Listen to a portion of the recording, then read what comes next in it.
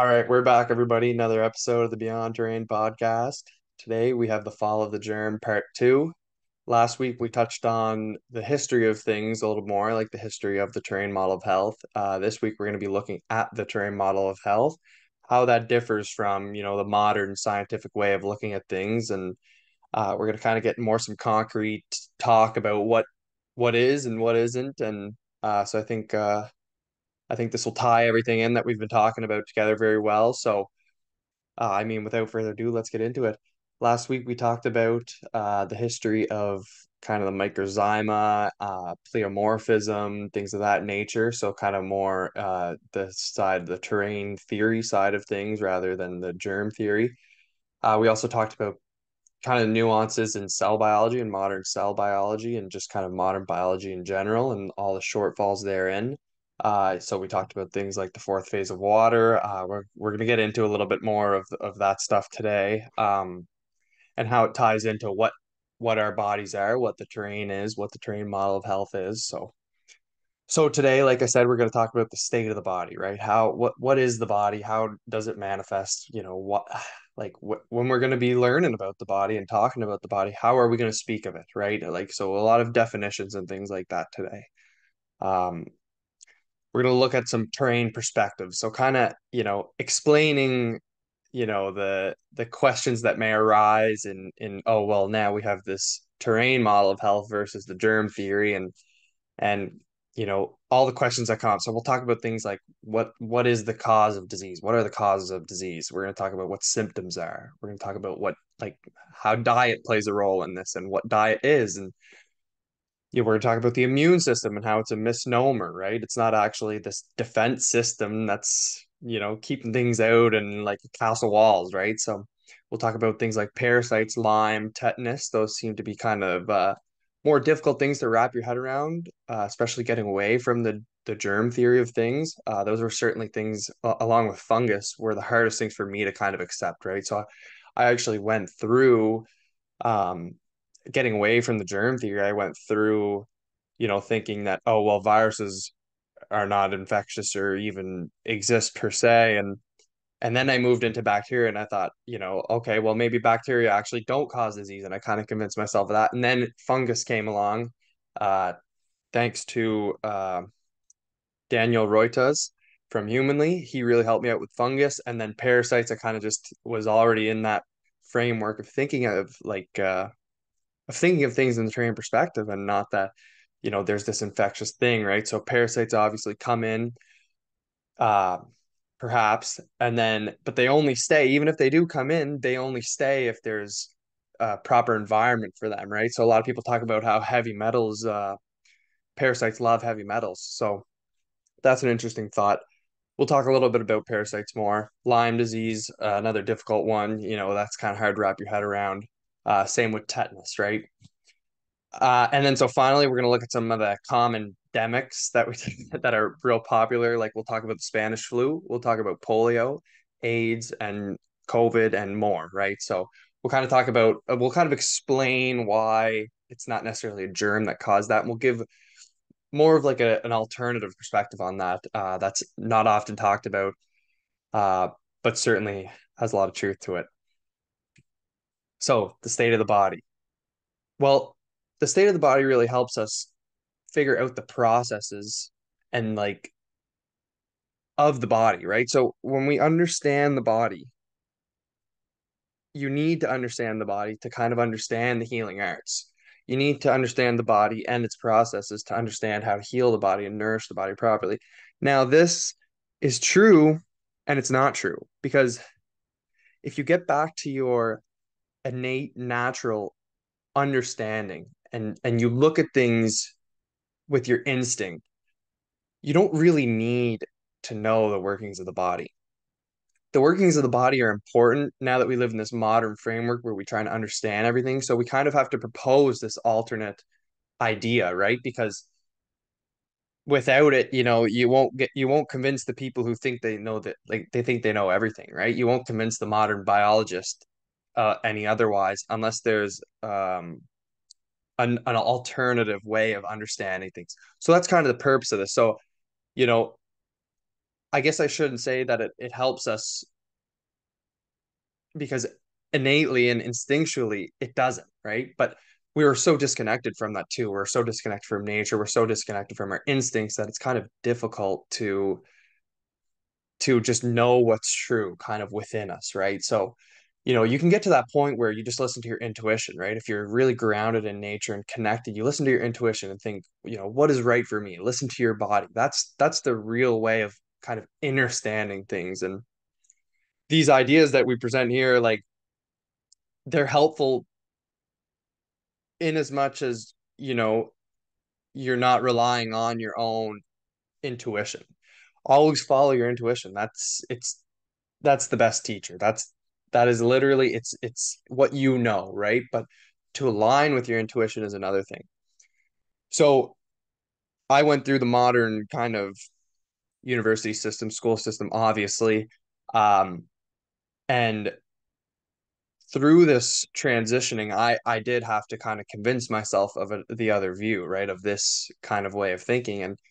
And I feel like a lot of people are kind of in that boat, because when you're indoctrinated from birth, it kind of it takes a toll. It plays a role in what you think, how you think, and the way you understand things. So that's why we're going to talk about this today. So like we're kind of moving away from this new way of thinking, this new modern biology, to an even newer biology. But really, it's not the new biology. I think of it's like it's the old ancestral wisdom. I really think that we're getting back to ancestral wisdom. We're getting back to what's innate and what's instinctual, right? So it's just about understanding life. And we've understood life in the past, and we've gotten away from that. And this is what we're trying to get back to with a more modern way of conveying the information. So that's why we talk about things like structured water or pleomorphism or even alchemy, right? And how it all ties in, right? These are going to be old ways of thinking, but in the newer framework, right? In the new way of explaining things through chemicals and states and physics and all this type of stuff and biology. So that's why this is important, right? It's kind of for the more modern thinker. But if you don't necessarily need that, it's really simple to just get back to what's true to you, what's in your body, what's your heart telling you to do versus per se, your brain per se, right? What is your intuition telling you to do? That's what you can get back to. If you don't need to understand every little detail about everything, you just get back to your intuition, and that will propel you forward better than any of this information could ever possibly do. So, but align yourself with nature, and your intuition will tell you the truth. So that's a good way to go about it. Um, so let's talk about the body then, right? This new biology, this old ancestral biology, right? This real true wisdom. This is it. This is it. Like if you look at the body, there are more microbes in the body than there are cells, right? So we're more microbial than we are cellular. And so even in that sense, it's kind of difficult to look at the body as purely cellular. It's certainly greater than that. And I actually saw an article the other day, and it was published in one of those esteemed journals. I can't remember the journal, but it was certainly of the modern framework. And the article was there are more microbes in the body that we have no understanding of, absolutely no understanding of, than there are microbes that we do understand. And this goes back to the Great Plate anomaly that I talked about in, I think it was the first episode we did.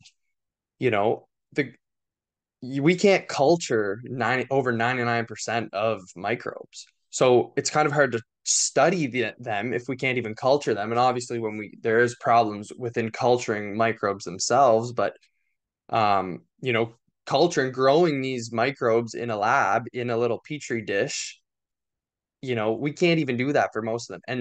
And it's admitted that we don't understand even the microbial system. So, you know, trying to understand the microbial systems at all should be taken with a grain of salt, right? We need to get back to what's true, what's in front of us, right? We can have fun and look under the microscope, and there's a lot of truth that you could take out of that as long as you're looking at it in the right lens. But if you just get back to what is true, that's also very important too, right? So harping on that a little bit here now to start the podcast off, I really want to get that that point across, you know. But moving forward, we're going to talk about this as is. So, but yeah, like the microbes, like you could focus on the microbes and focus on the cells, but we're more than that, right? We don't even understand the microbial systems. That's the point I'm trying to get at here. So next we have the easy water, structured water, exclusion zone water. Like there's a bunch of names for it. And that's really central, really, like looking at our bodies from that perspective, from this gel like perspective. If you're going to talk about cell biology and you're not talking about structured water, well, I just think you're so far off of the truth, it's not even funny. So if we're going to talk about cell biology, we're going to talk about structured water. It's really the only thing that ties all of this in at the micro level. So we got to talk about easy water, structured water. um Obviously things like the heart, and I would assume most organs aren't as, we reduce the process of most organs. So like the heart is not solely a pump. It may act like a pump and it may pump, but that's not enough. That's not enough to explain how our body, how the heart can pump that much blood through the vessels. And that, because that doesn't abide by physics, right? So I think this is where structured water comes in and helps, and even energy vortices and in the heart help move that energy and that blood through the body. And the blood is more of a tissue than it is a liquid, right? So there's different ways of looking at things here, right, than just the reductionist view. Same as nerves, they're not necessarily this materialistic conduction, right? It's more than that.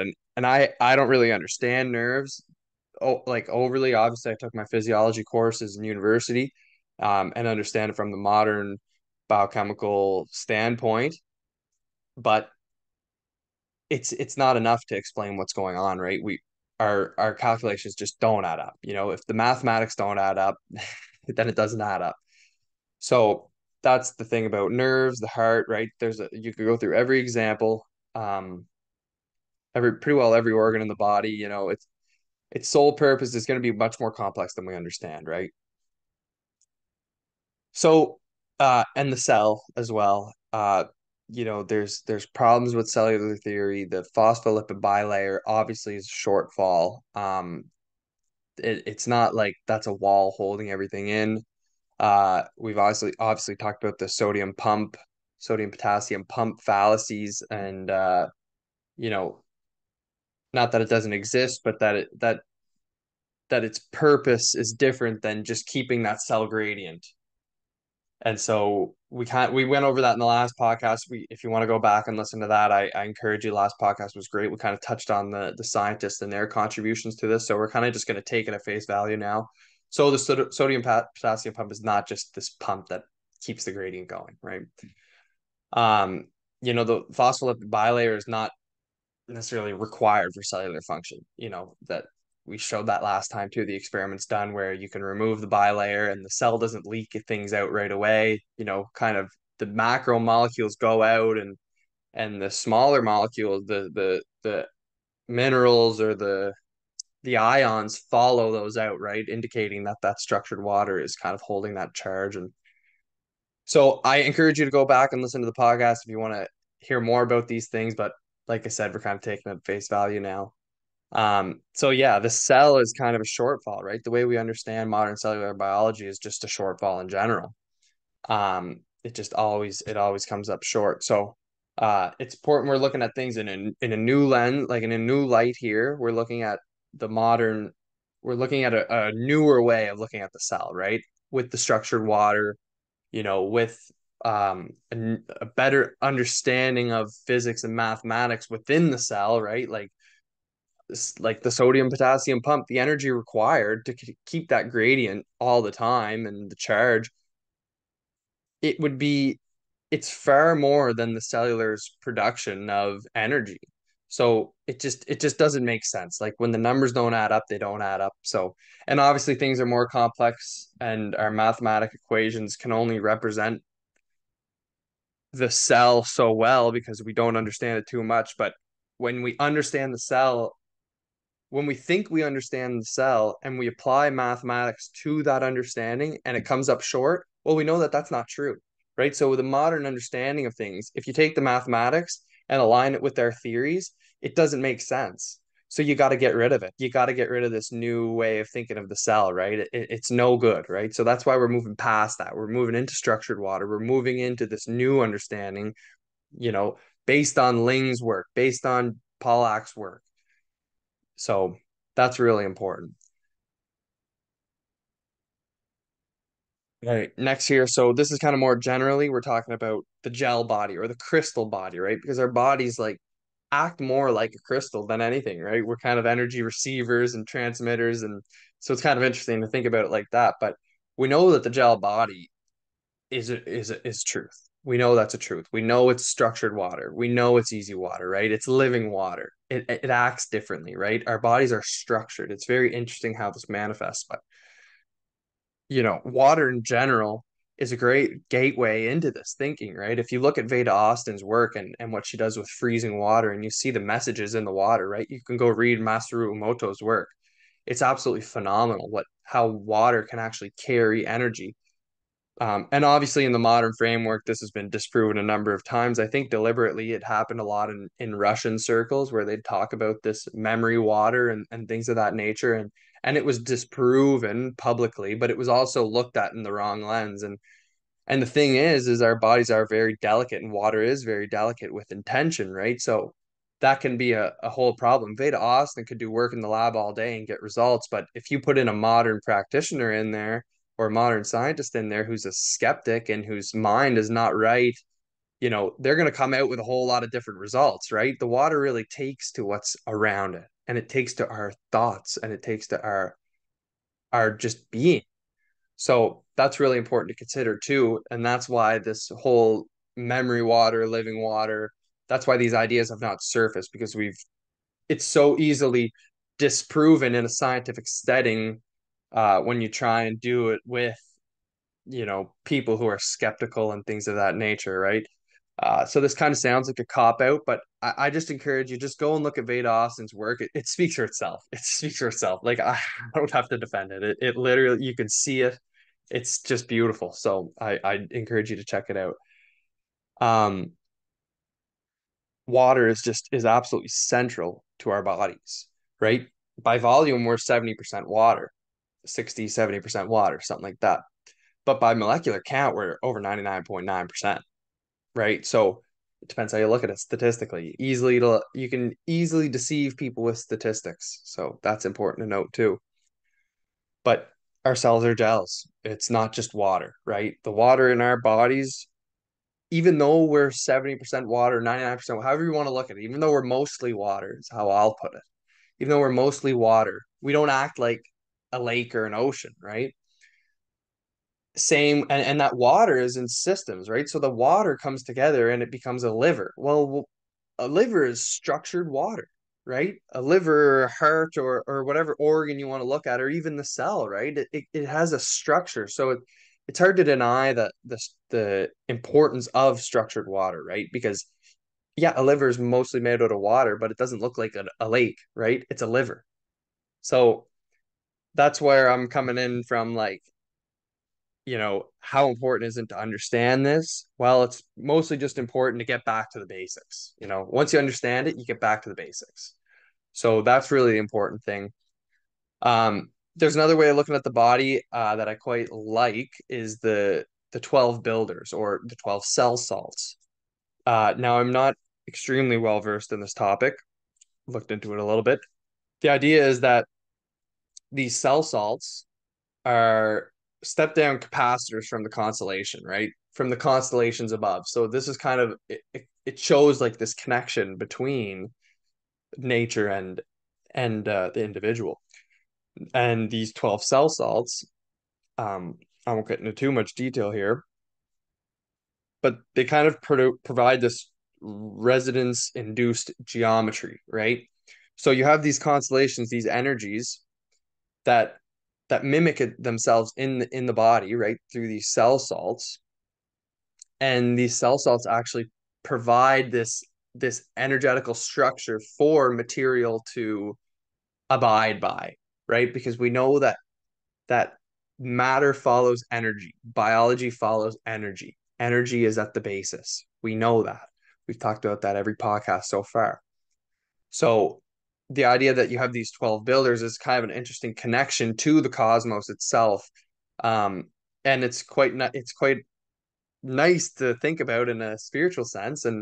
Um, and you can even see it 12 is kind of a 12 and 13 are kind of sacred numbers. Some people say there's 13 constellations, but here we're talking about the 12, like the 12 builders, right? And you could see 12 in a lot of religious texts, like even in the Bible, the 12 disciples, um and then perhaps the last, maybe the 13th, maybe the individual, maybe, Jesus, right? In the religious sense.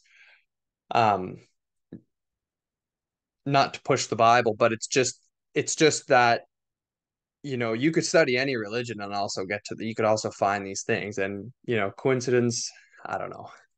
But regardless, we're talking about the 12 cell salts here. And so essentially, like, the science behind it is that they produce this energy field. They produce these energy fields that matter can kind of glue to, in a sense, right? So they're like the constituents of life.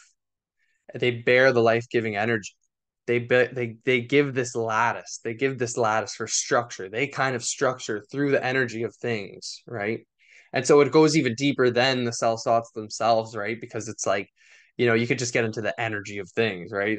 Like how does the energy know where to go in the body, type thing too, right? And even like if you're looking at the development of a fetus or whatever it may be, how does an arm know to go and be an arm, right? If you have these, all of the information seems to come ad ovo and semen, right? So it comes from the egg and the sperm and comes together, and all the information for an individual is within that, right? And how does the arm know to grow perfectly into an arm, and the leg a leg, and even a kidney, or a liver, right? So that's still a question that can't be addressed by moderns, and uh, is a question that's been asked since the Hippocratic era and likely further back, right? And so, really, the only answer is higher power, in my opinion. But we'll leave that to you guys to decide.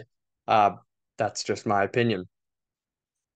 Now, we can talk about things like biogeometry, and this kind of fits into the topic of cell salts, right? Because it kind of these geometries are present, right? We know that there's this geometric nature of the body. There's this geometric nature of everything in nature, of organs and plants, and even water structures itself in a hexagonal format. So biogeometry signatures are a very prominent thing in nature, and biogeometry in general is a fascinating topic. Um, but to tie it all in, more so than anything, we're electrical beings, and that is the foundational thing to understand. We are we are electrical more so than anything.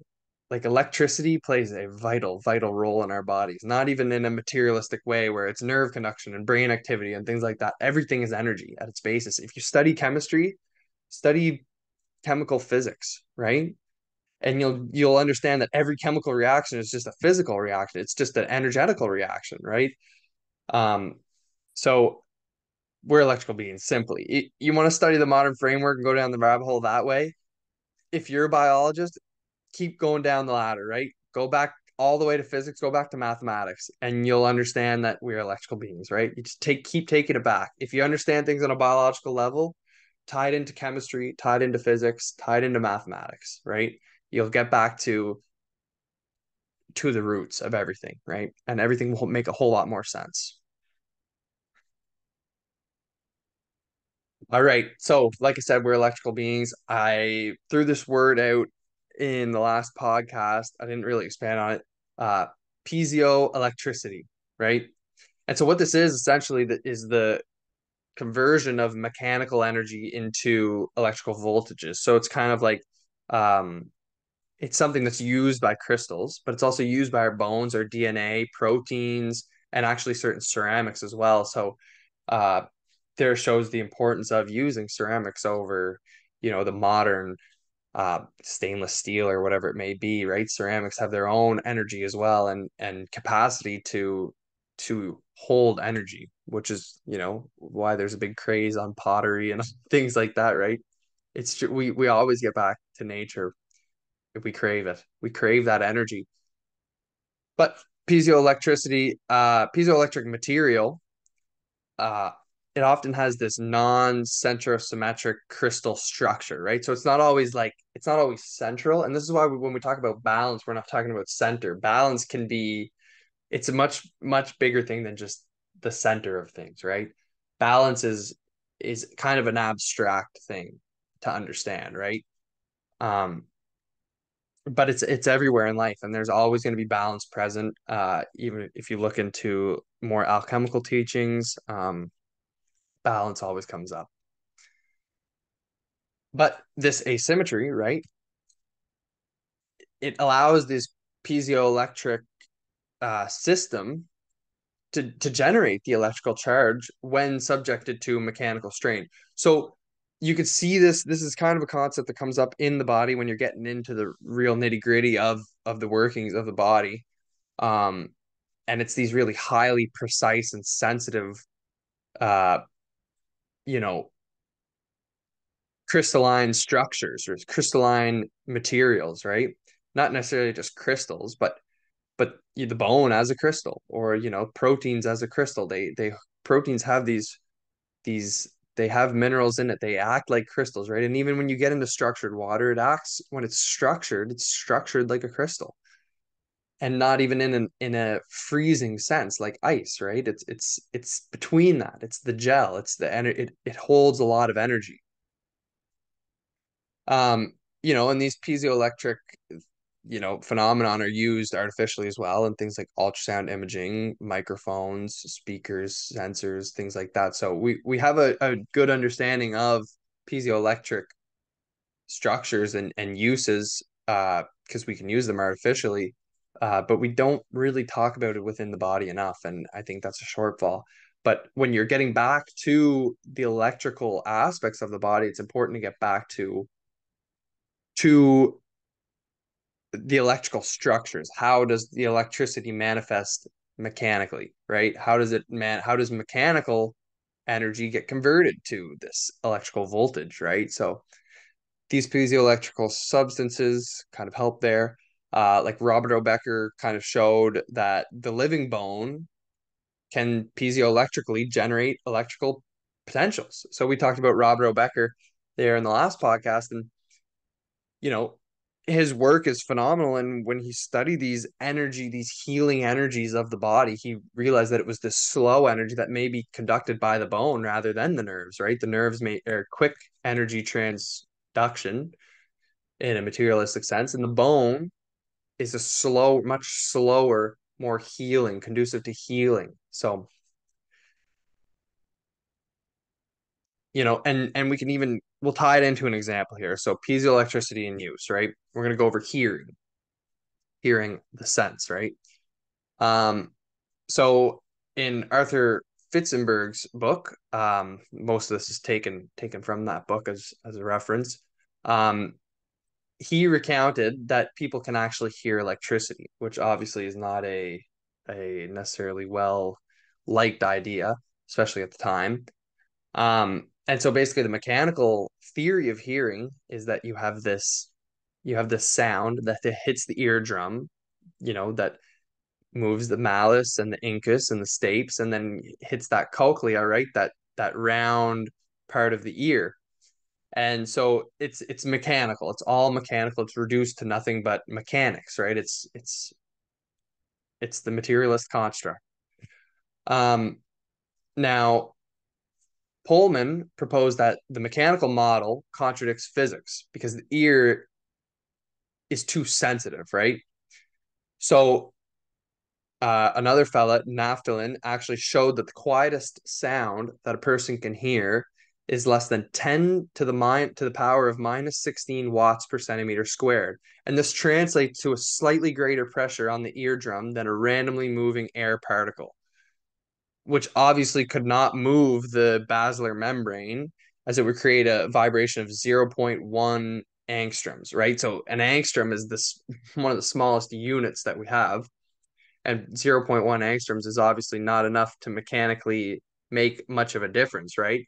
So they actually, I know this is rather technical, but essentially what happened was a piezoelectric crystal-like gel in the ear, namely the tactorial membrane, was proposed, right? And it essentially converts this mechanical energy, this mechanical pressure, into electrical energy rather than just being this mechanical construct.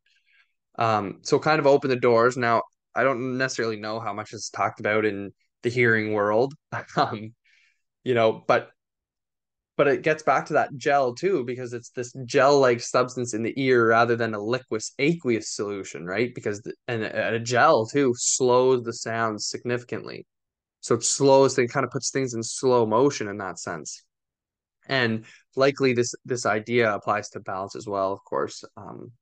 But yeah, this is kind of just an example of how it's more electrical than even just mechanical, right? Than just like, the sound wave hits the eardrum and then boom, it gets converted into a nerve potential and sends signals to the brain, right? And even then there's some shortfalls in that idea because you seem to hear things rather instantly, and how many nerves have to go to get processed and how much time is that going to take. The materialistic construct just doesn't uphold that, right? And so one thing supporting this is just that the cochlea is fully formed in the womb at 6 months of age, right?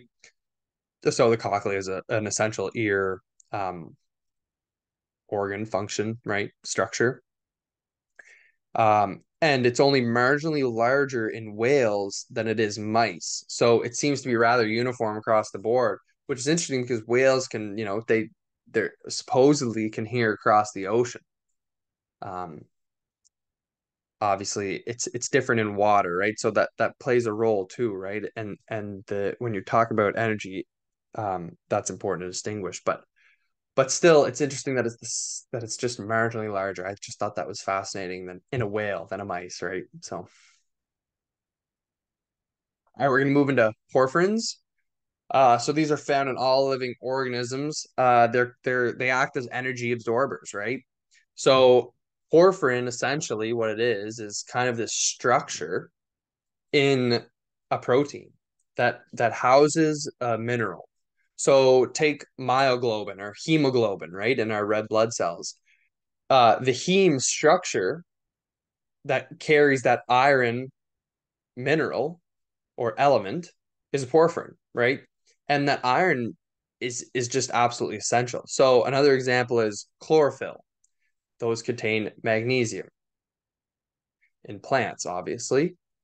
Myelin sheaths, they have coproporphyrin 3 and protoporphyrin, and those carry zinc actually. And funny enough, Virchow in 1854 described myelin as a liquid crystal. So that's a very interesting thing. He did that back in the 1800s, 1850s. And obviously, we didn't have the electron microscopes back then, or a great understanding of these porphyrins. But he described these myelin sheets as a liquid crystal, which is just very interesting. The mitochondria, cytochrome C, carries iron. Vitamin B12 actually carries cobalt, so that acts like a porphyrin as well. A lot of porphyrin talk around vitamins, especially B vitamin. Um, so essentially, porphyrin is just any metal containing organic molecule, and uh, the real highlight of this is kind of that connection between the mineral world and the organic world is kind of through porphyrins, right? So not only does it highlight the importance of getting minerals in our diet, which our soils are absolutely depleted, and having a proper mineral source is very important because it's even difficult to just get it through diet, I would argue. Even if you're eating the cleanest diet with the most pristinely sourced meats and milk and eggs and things of that nature, and even vegetables grown properly, and proper vegetables or fruits can take up a lot of minerals, but the problem is our soils are so depleted, and they're depleted for two reasons I would highlight. Uh, they're depleted, one, because we use dams, and so essentially what would happen every year is there'd be a flood, and so the water would run and it would flood all of the fields, and essentially the water would deposit all the minerals back into the field. So that was one way of remineralizing the soil, which has been lost. The other is when we used wood burning stoves in the house. What's left, the ash, is actually pure minerals because um, all of the organic material gets burned, right? So you're left with almost pure minerals as in that wood ash. And well, what people would do is they would go throw it outside in their gardens and things of that nature. So, there are ways to remineralize the soil. So, if you're growing your own food and you're employing a practice like remineralizing your soil, um, that's a very good source of minerals. But, this really highlights the mineral function of things. And these are obviously have a great electric um, capacity as well, right? Because you're talking about these minerals being suspended in these structures, right? If you look at the like the X-ray crystallography, things of this, um, it's just fascinating to look at and how they capture it and how essential it is and how it changes the structure and function of a protein. So not only does this highlight the need for minerals, obviously from a more materialistic standpoint,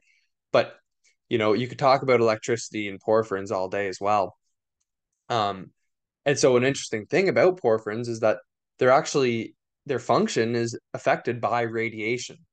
And, we're not just talking about X-rays or things like that nature. We're talking about electromagnetic frequencies, all non-native electromagnetic frequencies, right? So you could talk from ultrasounds, you could talk about X-rays as well. You could talk about, radiation, chemotherapy type stuff. Um, you could talk about the radiation coming off a phone. You could talk about 5G radio waves, things of that nature as well, right? So really delicate electricity can affect these porphyrins and their function. And the function mainly affected is that they're unable to transport electrons, which is something that these minerals do well, right? They can carry these electrons, and so it is an energetical thing, right? And so when it's affected by radiation, obviously, that's a problem. Radiation is a problem. One, two, we're deficient in minerals. We're not getting enough minerals in our diets. Very, very difficult to get all of our minerals. Three, heavy metals can actually replace these essential elements in porphyrins, leading to malfunction as well. Obviously, the heavy metal um, playing a slightly different role than radiation, but for a major, major problem is getting that radiation onto a heavy metal in a porphyrin is another whole problem in itself, right? Because it's like a catalyst for problems, right? That's not going to go over well. Heavy metals do not act as the lighter minerals used in our bodies naturally, right? So that's an important thing to consider. Porphyrins, they're kind of just a gateway to understand that we really need minerals we need elements, not really minerals. Minerals are rocks, but elements, right? Energetical elements. Um, which obviously there are many sources. Um, even animal products, because it's in its proper state. So a lot of people hear about heme iron. Heme iron from animal products is much more bioavailable than the absolutely nil bioavailability of spinach or things like that. People always say, "Oh, spinach is so high in calcium and iron, things of that nature." It's not bioavailable at all. You're not absorbing that, and that may be a problem because of the greater function of spinach. Now, the plant thing, it's difficult because plants should contain a high amount of minerals, right? And it's kind of difficult to study these plants in this new light because in this modern world, right, the soils are so depleted. So it's kind of unfair to study the plants in this way. Communities really demonize plant consumption as well. Um, not that plants should be the majority of our diet, like animal based is truly the natural way. Obviously, Weston A. Price proved that very well that 80-90% of our caloric, which is just a terrible word, but our caloric intake um should come from animals, right? So 90% of our diet, I guess in a better way to I could put it here, should come from animals, all animal products. But plants could be a proper source of minerals, right? They're just absolutely depleted, and obviously the state of plants are much different nowadays than than it used to be. All right. So essentially what we're highlighting here, those two types of structures, they're kind of interesting to talk about, kind of highlight the energetical aspect of things. But really the important thing is that we are absolute delicate electrical beings. Energy has been talked about in every school, every religion, anything through history, right? It's been called energy, it's been called the ether, it's been called orgone, it's been called prana, chi, consciousness. The names for energy, it doesn't, the Holy Spirit, I don't care what you call it, it's all the same thing. It's all energy, right? And not even to reduce it to being energy, but just it's just a easy term to use, right? It's really the fabric of existence, right? If you want to look at this through the modern lens, look at quantum mechanics. I'll always say that if you're really into the modern way, just look into quantum mechanics. You'll disprove the materialist construct of the world, and you could go from there. um it's really this energy is the fabric. It's the fabric of existence, the fabric of reality, right? uh it's the plane from which all is created, right? So then you get back to the 12 cell salts and think, okay, well, you have this energy that's kind of giving out this energy has these geometrical patterns, right? These sacred patterns that are being manifested in the energetic realm, and the biology, that the matter is following that and creating the structure. And so you can kind of look at that, right? And energy also has multiple forms, as touted by the moderns. Chemical, radiant, electrical, mechanical, thermal, nuclear, right? So there's a lot of different ways of explaining energy, but it's all energy. It's all energy. And again, not to just reduce it down to energy, but it's just to understand that everything is just one substance. Everything in the world is one substance. Even every atom, it's all made of the same substance, right? It's all made of, even if you want to study it from the reductionist lens, it's all atoms are made from protons, electrons, and neutrons. And then you go even further than that, it's all one substance, right? So that's an important thing to remember, right? So, obviously people um they study quantum mechanics, and it's an interesting way of looking at things. I quite enjoy it. I think it's interesting. And there's this kind of this emerging field of quantum biology, which seems to be uh, a fairly good representation of things. Quantum chemistry and quantum physics, of course, um, being similar, right? Because there's always that nuance of like, oh, this is, well, we're understanding this, but we could, we're only understanding it so much as we can understand it, right? So um, because quantum mechanics kind of have that nuance, it makes it a good thing to study. So obviously the reductionist biochemistry model is so it's so outdated, because even every chemical reaction is energetical. So you just get back to physics. If you study biochemistry, study biology, chemistry, whatever, get back to physics, get back to mathematics, you'll find it. Um, or study old ways of knowing about energy. Study the qigong, or Ayurveda, or because in Ayurveda they had these toroidal fields, they have aura, they have frequency, they talk about things like that, right? So it's something that's been talked, it's continuously talked about it in every era of existence, of human understanding, of human consciousness. It's been talked about, right? Spirit. No one, not many deny spirits. The delusional atheists, perhaps, um but spirit is present. It's present all around us. You could feel it. There's so many accounts for it, and it's so discounted by the moderns. So I think that's just absolutely problematic, of course. But and you can look at it from the alchemical lens as well. Here we have the principle of the mind, right? All is one, all is connected, all is created from the mind being consciousness, and the consciousness all being one. And so, you could even talk about things like Rupert Sheldrake proposed the morphic resonance um, idea, and I think this is really phenomenal. I guess I shouldn't go too far deep into this, but essentially that we have this collective consciousness that allows us um, to move forward as a species. And it's a much more complicated topic. Look into it a little bit; it's very interesting. Uh, but essentially just comes back to everything being the mind. Everything is the consciousness. Everything is consciousness. Everything is energetical, right? That's essential. It's essential to know. All right. So we're gonna get into some terrain perspectives here. Um, so these are kind of the way, that we're gonna explain things, right? It's gonna be the discrepancies of the modern science to the terrain model. So in essence, there is more than just the physical perspective. Biology follows energy, material follows energy.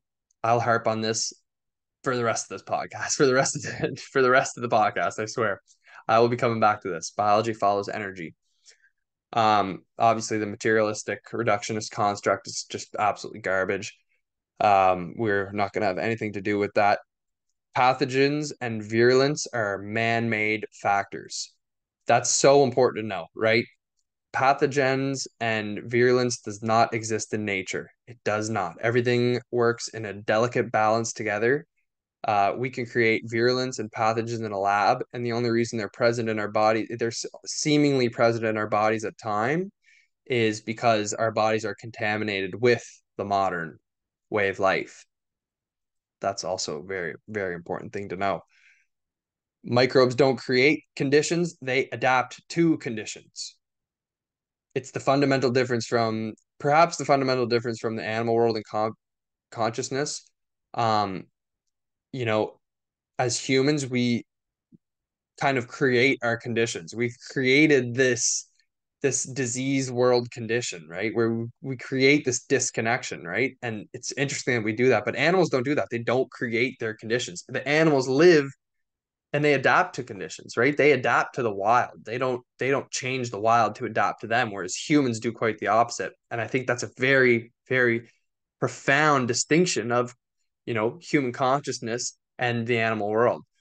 Um, and getting back to that, this idea that, nature adapts. Nature doesn't necessarily create the conditions in a way, right? Obviously, yin yang here. Um, Mother Nature in itself is the creator of life too, right? So, that's an interesting point as well. But if you get back to it, right? Microbes don't create conditions. They adapt to conditions. If your body is diseased, microbes will find that part of your body, right? That's where they're gonna be. That's why they're present at the site of disease. So things like true contagion uh, exist as fear or toxic environments, which could be blatant poisoning, natural toxicities, electrochemical toxicities. The list goes on. Obviously, there's this asymptomatic nonsense, which just aligns more with the terrain model of things than the germ theory model of things. They talk about things like bacterial load or viral load, that there's always a small presence of bacteria or virus in our body, but that doesn't create disease. So it needs to reach this threshold before it can create disease. Obviously, this has moved away from Koch's logic, even though we still teach Koch's logic in our universities, in our schools, as being a fundamental thing to know about germ theory. And we just have blatantly changed his postulates and completely gotten away from it through this asymptomatic nonsense. Um, so when you're talking about viral load, like the idea that there's always this detox going on in our bodies makes sense because of how diseased the world is, right? And how problematic the state of our modern way of life is. So, and obviously genetics are not the sole determinant factor. They're not the sole deterministic factors of the body, right? Um, from a modern perspective, epigenetics doesn't even align with this. It doesn't align. Epigenetics does not align with heredity, right?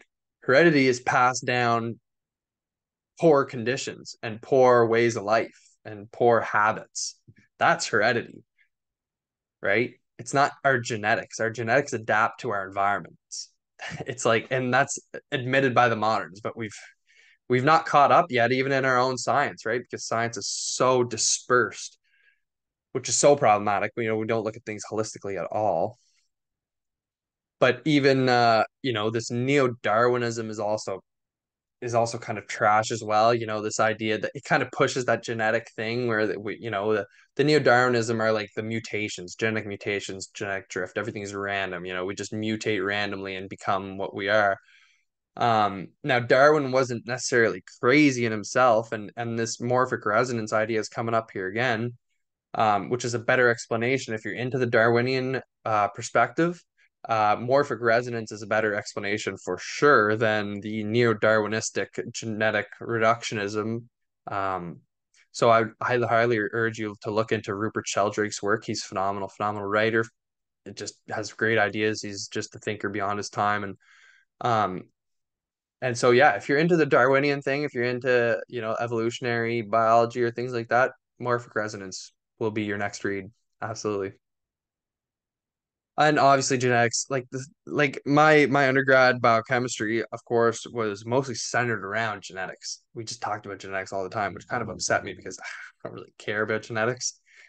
I wanted to learn more about metabolites and things of that, like, our metabolism, right? I wanted to learn about that, which I, did it slightly, but not enough. It was, not what I expected, and which was kind of unfortunate. But, I learned a lot about genetics and, you know, and the discrepancies within were really problematic, right? And even like we would always touch on epigenetics, and there would always be this kind of warning that it's like, oh well, epigenetics, throws this idea out the window, and so it's just kind of interesting in that sense. And obviously the protein to gene ratio is problematic too. Um, Genes that code for proteins, and it just doesn't seem to align, right? It doesn't align. So the other thing is junk genetics, right? We have these junk genetics, these, genetics, these genes that do nothing, right? It doesn't make sense. It's not even conducive to evolutionary biology. So nothing really is aligning here. Well, one, we've just separated the fields, obviously. So that's just a problem in itself. But if you take everything and you put it together, it doesn't make sense. All right, so let's look at the terrain perspectives on the causes of disease. So I always like to say that the cause of disease is the absence of light and distance from Mother Earth, from nature. I think that's simply put the best way to explain disease. Get away from nature, you will get diseased, and it shows itself time and time again, right? We are so far away from nature, especially in the West, and we're the most diseased population. Now, I really believe in the law of cause and effect. I don't believe any disease is random. No disease is random. I think there's always a cause. Our bodies don't just dysfunction for no reason. I think that makes absolutely no sense. Absolutely no sense. I don't think microbes just happen to hop on a healthy person and make them ill. It doesn't even logic like, innately in instinctually intuition, my intuition tells me that's not true. That's not true. And if you really think about it, it doesn't make any sense, right? That it only makes sense because we're disconnected from our bodies and true workings of it, and we don't think that toxicities build up and get stored in our bodies. And it's like, well, I'm just randomly sick. I'm just randomly sick. Oh well, I must have caught it from somebody. That's what's been just indoctrinated into us, though. That's the thing, right? That's just what we've been told from birth. If you're told something else from birth, you're gonna think that. So I mean, that's a whole thing in itself. Um, Obviously, I think there are deficiencies as being a cause of disease. Now, I think physically you can have deficiencies. Things like minerals, vitamins, organic and inorganic compounds, I think can cause disease. There is an idea in this community that deficiencies lead to toxicities, and so the disease is not necessarily a deficiency, but it's a toxicity. I don't really overly agree with that. I think it's still the root is still a deficiency. I think that we can have physical deficiencies. I'm fairly convinced of that because we can't completely, although we're energetical, although we're spiritual, we can't completely discount the physical. It's what's real to us, right? It's what's concrete. So I don't want to discount that, but certainly those deficiencies do exist. I think there are other deficiencies that exist, like nature. You can be deficient in nature. You can be deficient in light. You can be deficient in sun, love, movement, happiness, sleep, etc. Those deficiencies will often lead to disease as well or dysfunction. Another cause of disease, simply put, toxicities. They can be chemical, electromagnetical, they could be psychological. So things like for the chemical realm of things, these can be like pharmaceutical drugs, toxic household like cosmetics or cleaners, pesticides, preservatives, additives, heavy metals, cosmetics. Um, Anything artificial is going to be chemically toxic to the body. Our bodies are not designed to handle it. We've, as humans, invented this new environment that our bodies can't handle. That they just our body doesn't know what to do with it. We're not designed. We're designed to live in accordance with nature and natural things. Natural toxicities are their own thing, but these artificial ones are a whole other branch. They're a whole other branch of things. And natural toxicities do exist. They certainly do exist. There are things that are poisonous, there are things that are venomous, but everything that's artificial is gonna be chemically toxic. Absolutely everything. Plastic and plastic's very hard to avoid. They have plastic, there's plastic, microplastics in our rain, there's microplastics at the bottom of the Marianas Trench, there's microplastics at the top of Mount Everest. It's very difficult to avoid these chemical toxicities, which requires kind of this maintenance all the time on humans now that we've created these conditions, and now to be healthy, you need to undergo this constant maintenance, which is unfortunate, but we've brought it on ourselves, right? So it's our own fault. Um, yeah, microplastics absolutely everywhere. Same as PF PFOAs. Um, I believe that's the name. Polyfluoridated compounds, like the non-sticks, right? They're just long chains of carbon surrounded by fluoride atoms. Forever chemicals is another name. Those are pretty well everywhere now. They're found in most bloodstreams and people in the United States. Again, we've we created these ridiculously idiotic compounds, right? And we're paying the price for it now. So this constant detoxification, this constant healing is necessary, I do believe, because we've created this toxic world.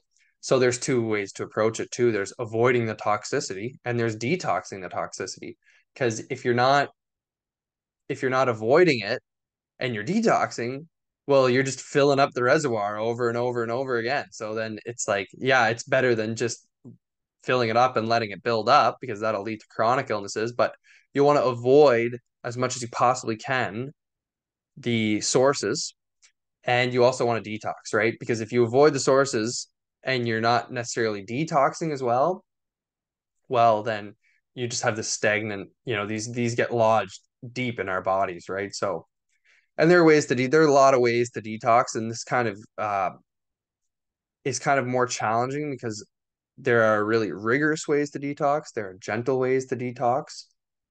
Rigorous being things like coffee enemas, or there are even sorts of uh, injections or um, saline solutions to detox, or there's a ton of really rigorous um, invasive procedures to detox, and then there's more gentle routes, right? Like grounding and sleeping a lot, and maybe going in a sauna or a hot bath, or more natural routes of detoxification. Even a water enema would be more gentle than a coffee one. So, and maybe even herbs and things of that nature, or shilajit, or even for heavy metals, you could take a carbon 60, right? Or you could take TRX is the brand. What's it called? A zeolite. Zeolite. It's a great heavy metal detox. Now, is it gentle? Is it, really invasive? It's kind of difficult, right? There's two ways to go about it too. So that's important to note too. And we'll talk more about detox in the future too. It's a large topic, and it's a complex one, and a lot of people talk about it nowadays. And a lot of people talk about it in the wrong way. But through this understanding of the body being this gel structure, and um, we can start to understand it more. So I'll give an example here. A fever heats up our body. And so if you heat the gel up, the gel becomes more liquid, right? And through this liquidity, the deeply lodged toxins are able to come to surface, right? Through sweating. And so, the fever is present as a way to kind of mobilize the body, the entire body, to allow the detoxification to occur, which is partly a reason why the sauna or a hot bath may be beneficial as well, because the heating up of the body is kind of like, you're kind of inducing a fever on yourself willingly, which is a helpful thing for detoxification because it allows the mobility of these chemicals in the body to get out. It allows them, even if they're deeply lodged, they may get moved because you want to ensure that you're sweating. You want to ensure that your drainage pathways are open. You want to be excreting what it is as well, right? And this also shows the detriment of stopping a fever. The best thing you can do for a fever is get under those blankets and sweat it out. And everyone calls a fever break when you sweat, you wake up and you're soaked in your bed and the fever broke because you sweat out all the toxins that your body deemed necessary to get out at that point, right? So that's why fever is a beneficial thing. And that's why seeking a fever through things like hot baths or even saunas, it can be very beneficial, right? Especially for chemical toxicities. So I talked a lot about chemical toxicities. We're going to move into electromagnetic toxicities. We'll keep these ones shorter. But, simply put, any non-native electromagnetic frequency, any electrical thing that's not natural is going to be bad for you. Radio waves, Wi-Fi, cell tower frequencies, you name it. The electricity coming off my computer right now, my phone, or whatever it may be. It's all gonna cause problematic frequencies in the body, and these affect porphyrins, these affect cellular function. They affect down at very, very minuscule levels. We don't even understand how they affect our bacteria, our microbiomes. That's a whole other issue. But it certainly affects the communications with our body because our bodies are electrical at the basis, and you're interfering with these these things, right? So, two ways to go about electromagnetic healing: simply grounding. Go outside bare feet as much as you possibly can. That's very good for resetting the body. Second thing, avoid electromagnetic frequencies as much as you can. Turn your Wi-Fi off at night. Make sure you're not sleeping in any outlets that are plugged in. Don't charge your phone in the same room. Maybe turn it on airplane mode. Who knows? Just avoid non-native EMFs. Again, one of those things. How are you going to avoid it? Maybe in the Rocky Mountains, you'll avoid electromagnetic frequencies, but we have these balloons up over our head, you know, beaming down signals at us all the time, right? Satellites beaming down signals all the time. These radio frequencies around the world, Wi-Fi, pretty well everywhere you go. Cell towers, 5G, 4G, 3G, 2G, you know what I mean? Like um it's everywhere. So that's the thing, it's hard to avoid. So grounding is not only was it essential in the first place and natural, right? It's foolish that we walk around without any connection to the earth anymore, but it's ever more so necessary for healing now than ever. All right, lastly, for toxicity, we'll talk about psychological stress. Um, Things like fear, delusion, emotions, placebo all seem to cause very real effects on the body. So, German New Medicine is something that talks about this a lot, in the connection between, our emotions and the physical bodies. Even traditional Chinese medicine talks about this, like, that these emotions are connected with organ function. So, um, you could certainly see how these manifest if someone feels like sad all the time and low motivation. Well, is it caused by something physical? Is it caused by their environment? Right? There's ways to go about it, but um, regardless, it will manifest itself physically as well, right? So even someone that's confident and they got the big shoulders back and up, right? Confidence manifests itself physically, but a scared little dog with its shoulders puffed up by its ears and you know it manifests itself physically, really does. So why it wouldn't affect our bodily functions, don't know. I can't see that being a possibility. Um, and so another cause of disease obviously is an injury. you know, you break your arm, that's cause of disease, right? So injuries are a cause of disease. I'll leave it at that. That's a pretty simple one. Um, and so an interesting thing to talk about is kind of birth defects, right? What is a birth defect? Well, Weston A. Price studied it through teeth, right? So problems with the facial structure and teeth structure is a cause of his, in his mind, was nutrient deficiencies of the parents causing these facial deformities in the children, reversed in one generation. Even if you have dental deformities and you're properly nourished and healthy, you can pass on perfect genetics to your children. At least Weston A. Price observed through teeth. Now, what is a birth defect? Are autoimmune diseases uh, birth defects? I wouldn't think so. Same as, things like autism aren't a birth defect. Um, so that's really important to distinguish because that doesn't necessarily come from the parents, right? They may arise from toxicities, things like heavy metals or things of that nature, but it's not a birth defect. Now, things that are birth defects, like chromosomal issues, right? Like, say, Down syndrome that is apparent from birth, is more of a birth defect, right? And is more caused by the parents' um, bodily state. And this is not meant to shame anyone. Obviously, we've entrusted our experts, and I truly believe that this information's been hidden from us, because I don't think they necessarily care about our health. I mean, that's not a very good business model for the pharmaceutical companies. If everyone's healthy, they go out of business. So, I don't want it to shame anyone or any sort of disorder at all, because it serves no purpose, right? Love is the only way forward. um but it's important to address these things truthfully too, because moving forward, we do want to minimize disease. Nobody wants to be diseased per se, right? um I don't think anybody would choose to be diseased. Saying like a birth defect could be like webbed fingers, right? I don't think anybody would want to have webbed fingers. Now, should we shame those with webbed fingers? No, that's no solution, right? What can you do? Well, you know, it's the modern way of life has caused these diseases. These diseases were not present.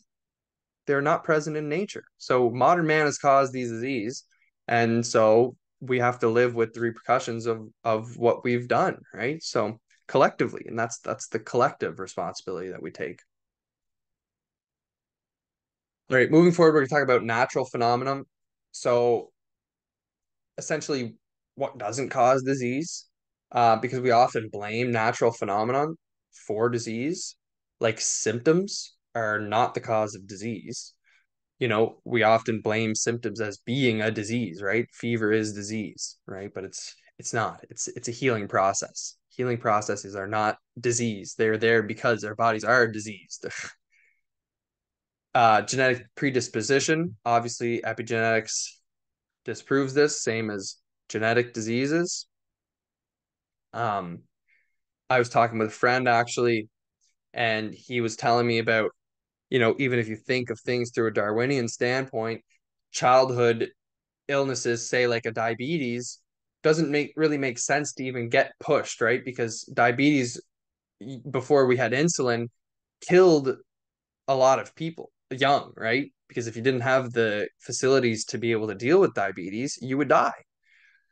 So it doesn't even make sense that it gets passed down, that these childhood illnesses, like even like a lot of autoimmune disorders come out in childhood, that obviously now we've, even through pharmaceutical companies, have found, treatments for, that we can keep people alive.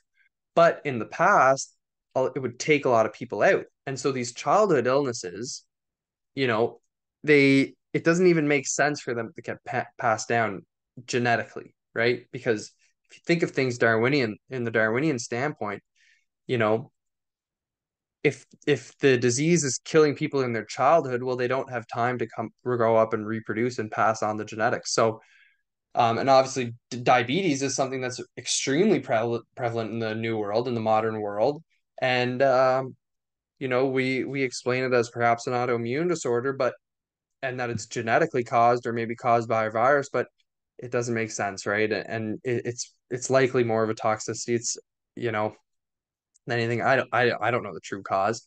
I haven't worked with diabetes or anything like that, but I do know that it doesn't make sense for it to be genetic, and it doesn't necessarily make sense that it's viruses because, well, I don't think we even have enough evidence to say that.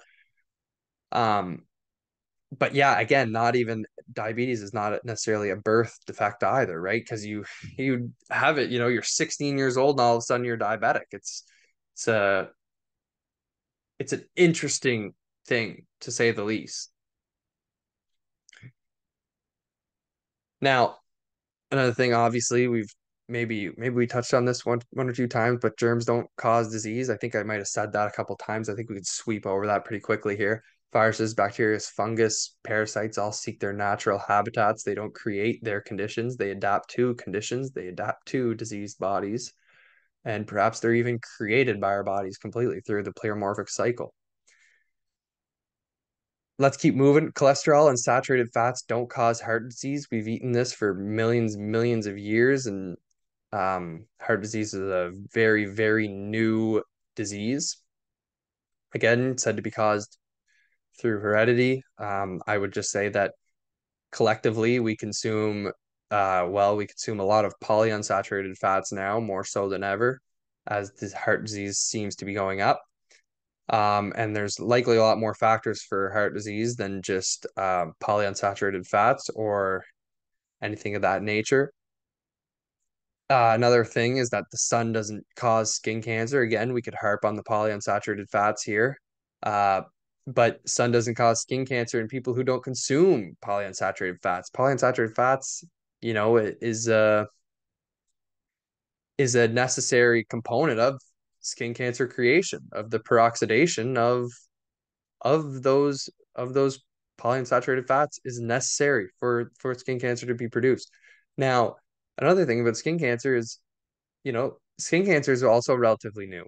But guess what else is even newer? Sunscreen.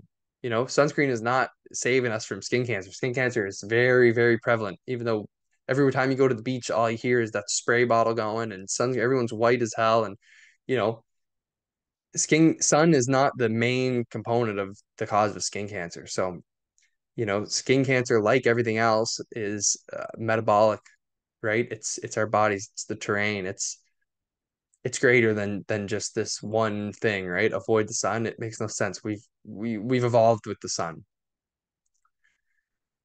Antibodies are not the cause of autoimmune diseases.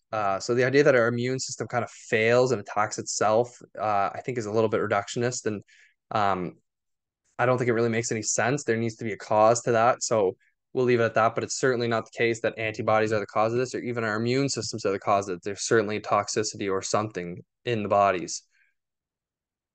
Um, or even a process. Dr. Tom Cohen talks about how vaccines may be at the root of autoimmune disease because our immune system, um, talked about in the new light, doesn't develop properly when we have the vaccines, right? So it's an interesting topic. He talks about it in his book, autoimmunity and the changing childhood illnesses. Fantastic. Look up Dr. Tom Cohen's books. You'll find it. Antibodies is in the title. It's a phenomenal read. Next, inflammation is not the cause of the disease. This is obvious. We have a little example after this. High blood sugar is not the cause of disease. It's not the cause of diabetes. High blood sugar is not the cause. Um, Again, correlative factor. Yeah, we do consume too much sugar nowadays, and that's a problem in itself, but I wouldn't say that the only biomarker is high blood sugar. For there to be high blood sugar, there needs to be multiple factors at play. So again, that's the reduced model. Not to say that we should go and eat processed sugars, but natural sugars aren't going to cause a major issue for us, I don't think. And like here we have neurochemical or hormonal imbalances are not the cause of mental illness. It's simply not. The biological basis of psychiatry is absolutely trash. It's just an excuse to chemically castrate the people who we deem as abnormal or insane or whatever it may be.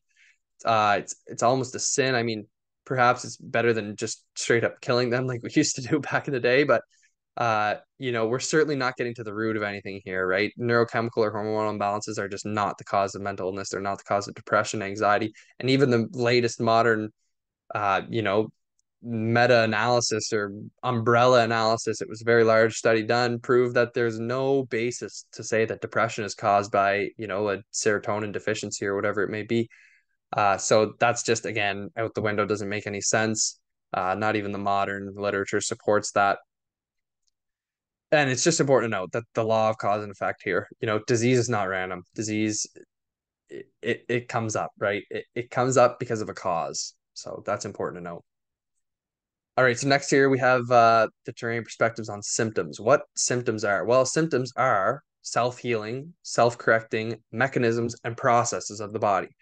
And to go over a few here, I mentioned fever earlier.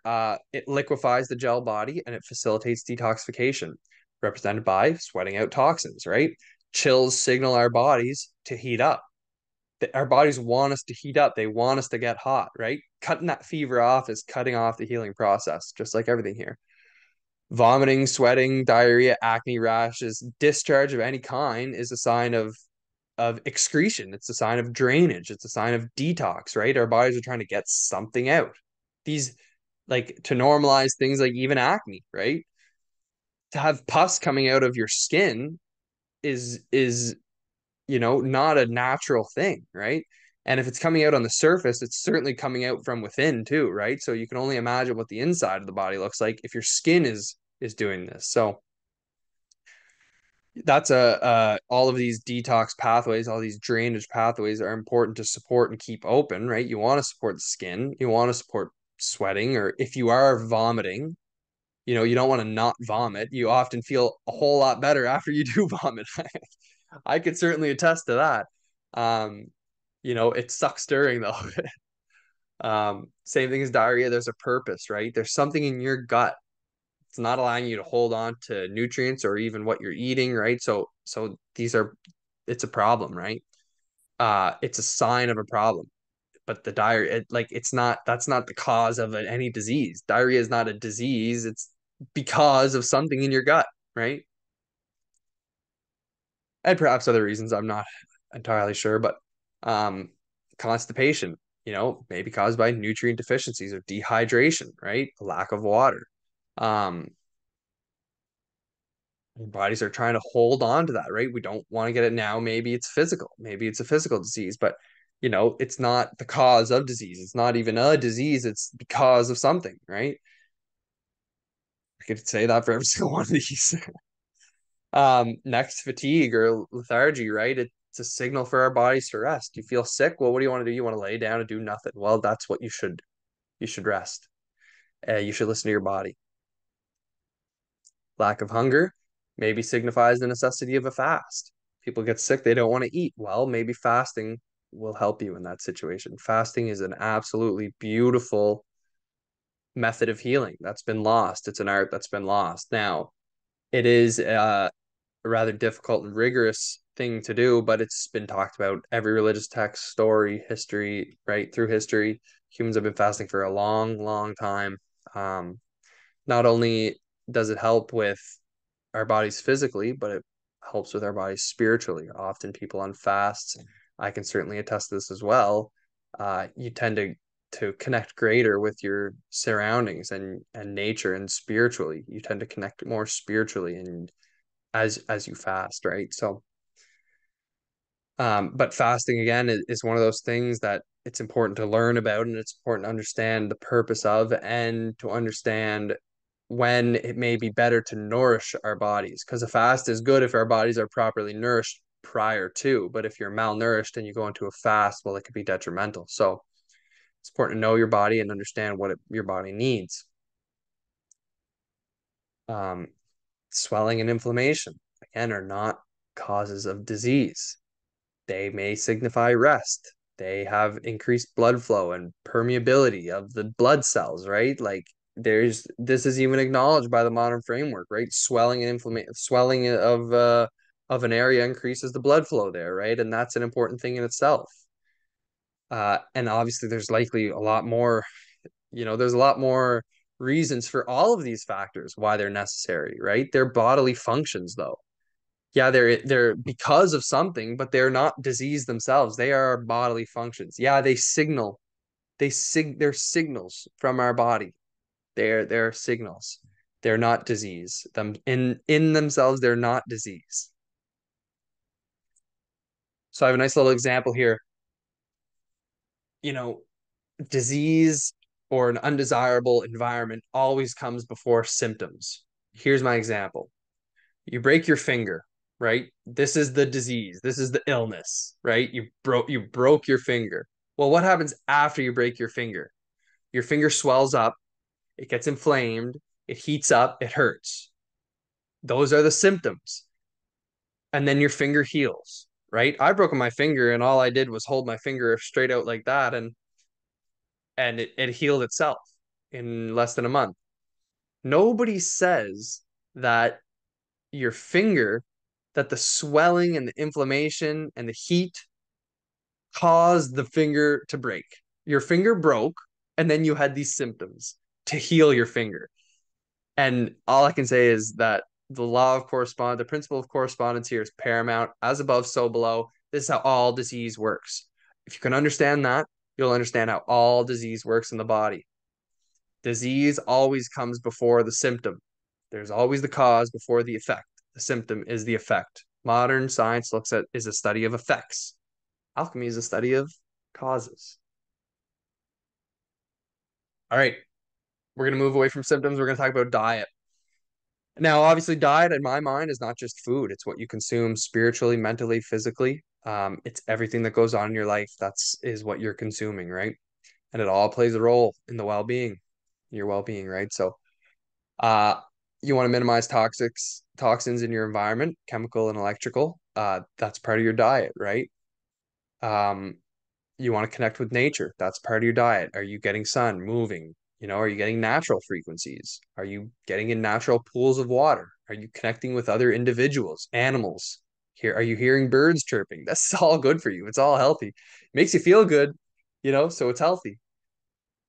Now diet in relation to food, probably what most people expect to hear when they hear diet. Your food needs to be nourishing, it needs to be natural, it needs to be free of contamination, and it should be consumed with loved ones as often as possible. And it should be consumed free of distraction. All the iPad kids nowadays and the YouTube kids, you got to get over it. It's not good. You want to be eating properly, shoulders back, food to you. Listen to Mr. Mike Mew. He's phenomenal. Um, but it's got to be nourishing, natural, free of contaminations. Now, I do think majority of food should be consumed as animal products. That was my opinion. Um, a lot of people do very well when they're healing on raw vegan diets. It's an interesting observation that cannot be discounted. They do well in the short term. Now, they don't do well long term so much. Not many people die vegans. They often tend to, dabble in eggs and milk or raw butter, right? By the end of it, which I think is a very interesting thing as well. Uh, and a lot of people, even in the terrain community, they they'll say that these raw plant, fruit, or vegetable diets are beneficial for healing. And I would agree because fasting is also beneficial for healing, but the avoidance of contaminations and the fact that it's natural food containing natural water and natural energy, and obviously, if it's properly sourced, fruits and vegetables can have some sort of nourishment, obviously not necessarily enough and in the right proportions to sustain our animal bodies. Um, but that in itself can aid in disease because you're cutting off the contamination and you're going to be detoxing too, right? So I think that plays an interesting role. Um, but all food needs to be consumed naturally. It all has to be natural food, properly prepared, right? And it's important to connect with your food source, right? Grow your own food. At least connect with your farmer. there's so many benefits to that, right? And even just knowing where your food comes from is just an absolute, it's just a step in the right direction because, you know, I trust that, the food that I'm consuming, like the cows lived a good life. They are not raised in a slaughter farm. They don't get transported to get slaughtered. They don't have to go through that stressful time. They live out on pasture. They do quite well for themselves. Um, so it's important to connect with your food source, know your farmer. Beneficial for prepper mentality, beneficial for your health, and a little bit cheaper too. I will say that sometimes. So the food diet also depends on where you're at in your healing journey, and it depends on where you live. Local foods are best. Always, they're always best. And up in Nunavut, they don't have no plants there, so their diet looks a little bit different than if you're living in Costa Rica. Uh, but we're so intertwined as a population now that it's rather difficult. But if you look at what your ancestors ate, look at your own bloodline, look at what your ancestors ate. That is also a good thing to look at as long as you can get it fresh. Fresh local is always going to be better for you as well, because there's less um, decomposition in a way. There's less time since harvest, right? So it's just fresh, it's full of energy, and that's important. Certainly plays a large role. Okay, next here we have training perspectives on the immune system. So the immune system is kind of a false name, right? It's not really a defense system. It's not really like the defense mechanism. It's more like the garbage disposal system, right? So the immune system, it does bond chemically with microbes, but that's the communication system that they have, right? Microbes are highlighting the environment. They're they adapt to their environment, right? They adapt to the conditions that they're in. They help purify that environment, and the immune system may be there to help get those microbes and toxins out, right? So uh the immune system is not it's not a defense, it's just a help. I relate it to the garbage man analogy where the garbage man themselves is the microbe and the garbage truck is the immune system, right? The immune system takes it away, right? Takes the garbage and the garbage man with them away, right? Now in the pleomorphic mindset, the microbe stays there and actually changes back to its spore form, to its microzymal form, which is interesting in itself. The weak immune system fallacy, again, is more of an indication of just poor holistic functioning in my mind. Obviously, the immune system itself can be targeted by drugs like immunosuppressants, often used in organ transplants. But this is not necessarily an indication that it's because you have a weak immune system either, right? Obviously, you can have poor functioning of the immune system, but it's usually just indicative of poor holistic functioning. So they say, "Oh, well, I was more susceptible. We went to the restaurant and all three of us got sick and you didn't get sick. Well, we were all just more susceptible. Our immune systems were down." And I would just say it's poor holistic functioning, right? Because if you don't sleep, yeah, your immune system goes down, but guess what? Everything else goes down too. So, like I said, it's just part of the detox pathway, right? There's the toxin, the microbe is there because of the toxin, the contamination. The microbe then gets taken up by that immune system, and the lymphatic system then takes out that immune factors, and then it gets excreted, right? So that's kind of a really simple way to put it, but you could see that it's the detox pathway, that it's this pathway out of the body, right? So it's part of that delicate balance. And obviously the antibody, there's a antibody problem within the immune system. Tests Antibody tests both signify that one is immune to a disease or that one has a disease. So this was highlighted really in the AIDS era, where if you took the HIV antibody test, um, you had that those antibodies, and then if you had the AIDS antibodies, it was like if you had the HIV antibodies, sorry, and you had the AIDS symptoms, it was like you were diseased, right? But often we talk about antibodies being present as immunity, right? Like, so there's a little bit of a discrepancy there. It's kind of like it's kind of getting into the nitty gritty. We could get into it, but we'll keep moving forward here. And there's also the idea that antibodies are non-specific, right? And how do they get specific for microbes? It's just it's a topic that we'll likely touch on in the future. All right, but we're gonna talk about exosomes here now. So this is kind of the terrain perspectives on viruses, right? So exosomes are falsely named viruses. They're indistinguishable from viruses using electron microscopy. They're on the nanoscale. This is really important to note because really we can't differentiate at all. And exosomes are like extracellular vesicles. They're involved in cellular decontamination, cellular compartmentalization of waste. They may be involved in signaling or communication pathways, energy shedding processes. There's a lot that we don't know. We're on the nano scale here. This is even lower on the scale than the micro scale, than microbes, right? They're on the micro scale. That's like one million versus a nano, which is one billion, right?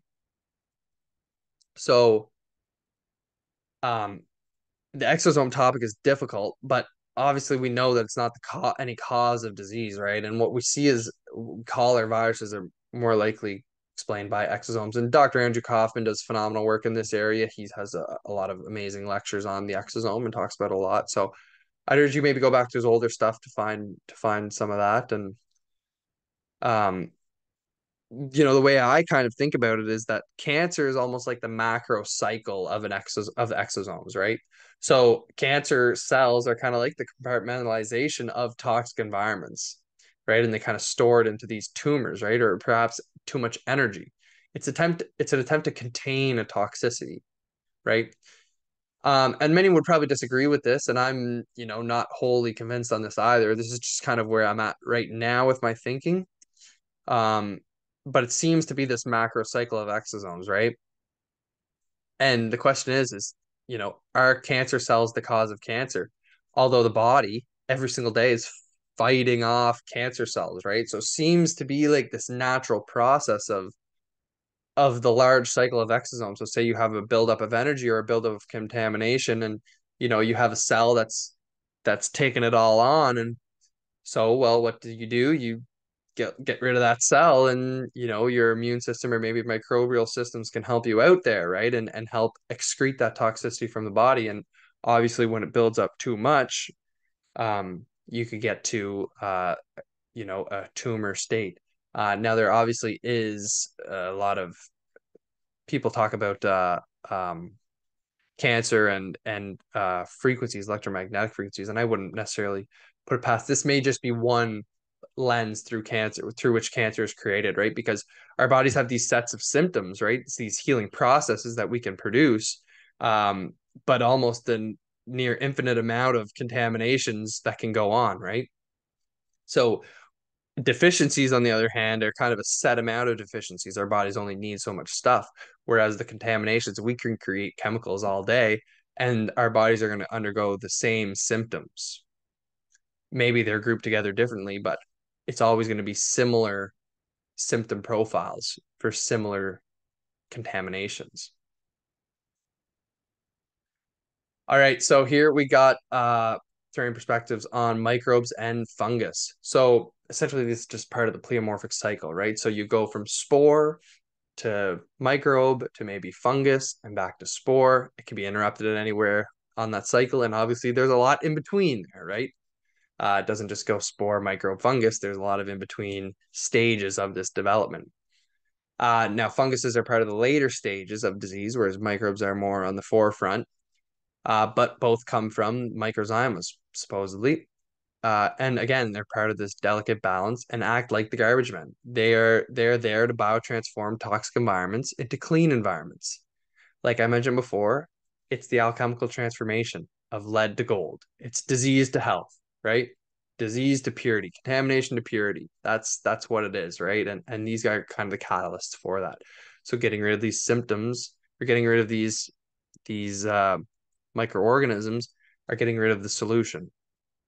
Same as getting rid of the symptoms. We kind of attack it on every lens, right? We take antibiotics, we take antihistamines, we take, you know, uh, anti-inflammatories, we take it all, right? So killing the microbes getting us nowhere, especially for the purpose of this conversation. I'll highlight the microbe because the toxicities, what happens is they get stored further, and eventually this just leads to more chronic. This leads to chronic disease, right? So you have these acute diseases growing up. That's why you see a lot of acute disease in children, chronic disease in older people, right? Because the terrain just gets more toxic or more deficient and dead over time, and it builds up, and then your body eventually just can't deal with it, and so it has this chronic illness now that's not going to go away because your body has to adapt to this new toxic condition of the body, right? So it's like heart disease. It's like over time, eventually, your blood pressure is going to have to go up to deal with the contaminations of the body. Your blood pressure is up, not because that's the disease. Your blood pressure is up because your body needs the blood pressure to be higher to continue surviving. Your body's adapting to the conditions, just like a microbe or a fungus adapts to the conditions. All right, moving forward here, we got bacteriophages. Now, bacteriophages are definitely a more specific topic here. I'm just going to touch on them briefly. Uh, but they kind of come under the same realm as viruses. People often call them viruses, bacteria viruses, and that's just a misnomer. Um, they're all photos of them are taken via electron microscopy. So obviously there's the problem that they all just may be artifacts. The reason why why we don't necessarily know too much about them is very similar to why we don't know too much about viruses. They're small, hard to isolate. Although bacteriophages can be isolated, the process is slightly different. People have isolated them better than viruses, but still, it's very difficult. The problem is that they're not really present in a natural order, right? Um, so microbes are not meant to live in isolation on petri dishes, and bacteriophages are only present in these cell cultures. So there's this idea that bacteriophages are actually there to regulate the inbred nature of bacteria. So on a petri dish, the bacteria become very inbred, and bacteriophages are there to kind of wipe that population out. And so it may be a natural process of getting back to the microzymal standpoint. Um, but the thing is that bacteriophages are not part of a natural order. All the work of bacteriophages are done in vitro. They're done in culture. They're done in the lab, right? They've never been isolated from any natural environment, which is an important thing to highlight. So bacteriophages are not something that we necessarily have to worry about in our bodies, perhaps maybe in late stages of diseases and chronic diseases. Uh, but bacteriophages are only present in diseased microbes per se, right? So it's kind of the similar thing. It's like, we can associate correlation and causation here, but we can't make that claim, right? So we've made a lot of claims about these bacteriophages. So um, it's best to kind of leave that alone in that sense. But uh, we essentially the word bacteriophage, the etiology of it is bacteria devourers. And there's this idea that that may be a wrong root of the name, because it's also proposed that they're part of the pleomorphic cycle. So they're actually microspores, right? And this was highlighted by Gunther Enderlein. Um, so if they're part of this pleomorphic cycle, they have a very different nature. So here's the thing, right? You can have all of these different conclusions coming out from our observations on bacteriophages, which is hard. It's hard to come by the true conclusion here because you're studying it on the nanoscale. You're looking at the structure through electron microscopy, which produces artifacts. It's only present in vitro. Obviously, it's never been isolated in vivo. So you're not studying it in live things, which is problematic in itself. And these bacterias, like if they become spores and they become these bacteriophages at the end of their life cycle or at the end of the disease cycle, and it's part of the pleomorphic cycle, that's a whole other lens that we got to be studying it through, right? So it's kind of challenging this topic here, and I just think that there's a lot of discrepancies along the whole every perspective here. So I don't want to draw any conclusions for bacteriophages, but this is just kind of what I learned so far about it. And I just think that one, there needs to be more research, proper research done on them. But we could conclude that the modern way of looking at things is certainly not correct. Um, And Gunther and Line did a lot of work with them and in the role in the pleomorphic cycle. So that may be a more viable thing, but again, like I'm not well versed enough to draw a conclusion at this point. All right, next here we got parasites, and this was a hard one for me to understand because especially talking about it with people, people may say, "Oh, I have a parasite. I've had a parasite before. Like I got it, and it ruined me." And parasites seem to be this real common topic nowadays. Everyone's got parasites, and we all need to get rid of them to be healthy. Well, that's not true, right? Parasites are a natural phenomenon. Um, we have beneficial, microbiome parasites in our body.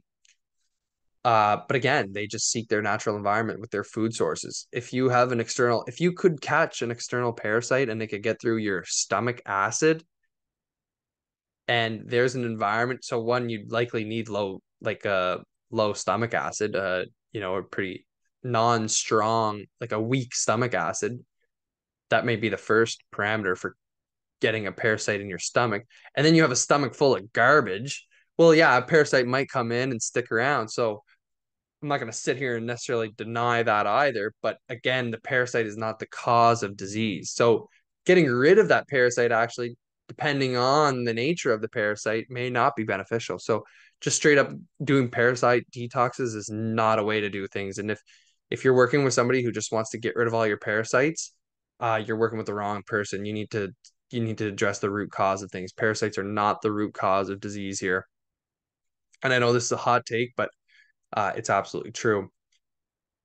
So like they won't stick around without food. That's an important thing to know, right? Nothing does, right? If there's no food around, there's nothing around. So parasites don't kill, they clean. That's their purpose. They clean, they don't kill. They're parasites, right? They feed off, well, our diseased environments. Kill the parasite and another one will likely develop or come because the terrain is also going to get worse, right? So you're not addressing the root cause here. This is the problem, right? You're not addressing the root cause. That's what we're trying to get at here. Parasites love dirty guts and they hate clean guts. Now, in clean guts, they still say that parasites are present. They're part of that natural order. Uh, but dirty in this sense is not necessarily full of microbes, right? It's full of undigested food, lodged food, maybe heavy metals, maybe broken gut lines. Who knows, right? It's just a poor function of the gut, right? Dirty guts actually lack a functional microbiome and lack gut cell health, right? That's what a dirty gut is, right? Not not just presence of microbes or parasites. All right, here we have tetanus. Now, this is an interesting one because uh it's kind of the it's kind of a difficult one to wrap your head around, especially in the terrain framework of things. But at the end of the day, you can kind of come to the same conclusion, right? That the the microbe is not the cause here, right? So they say that tetanus is actually caused by Clostridium tetani toxin, right? It's caused by the toxin. It's caused by the virulence of the microbe. So the microbe, Clostridium tetani, uh, lives in very specific conditions. It needs to be anaerobic, so there cannot be oxygen present. And so in a puncture wound, what happens is, right, where tetanus is, it's always associated with dirty nails. You go in, you puncture it, and it kind of closes up, and you have this interior puncture wound that has no oxygen, right? Because it's not like a scrape or a burn or whatever that has a lot of oxygen there. It's anaerobic, right? So that's a very specific condition for this microbe to produce this virulent toxin in, right? And so there also needs to be this Clostridium tetani microbe present, which is present a lot in they say farmers' fields and things like that, or on farms because of the waste products and the animals. So take a clean nail and jab yourself with it, give yourself a good puncture wound that has um that has an anaerobic environment, you're not necessarily going to develop tetanus, right? Because the presence of the microbe must be there, but there's also more than just the presence of the microbe, because that you could have that microbe all over you, crawling all over you, and you're not going to develop tetanus. Even if you have a wound that's a scrape that's aerobic, well, that has oxygen present, you're not going to develop tetanus either. And so tetanus is kind of interesting, right? The tetanus toxin creates this muscle spasm, creates this locked jaw, right? That's kind of one of the symptoms. Um, and it doesn't affect smooth muscle like the heart or the intestine. So that's a very interesting thing. And so now, interestingly about uh, the vaccine actually is that one dose is shown to provide a lifetime immunity. Um, but on the other hand, there are also many cases where people have had tetanus over 4 doses, after 4 doses of the vaccine. So, there's these discrepancies in the literature. Is the vaccine really going to help? I don't know. I think again, the puncture wound itself is kind of a more man-made problem. You don't see tetanus in nature. You kind of see it only in the man-made environments where we've created nails and we've created these conditions to create this disease.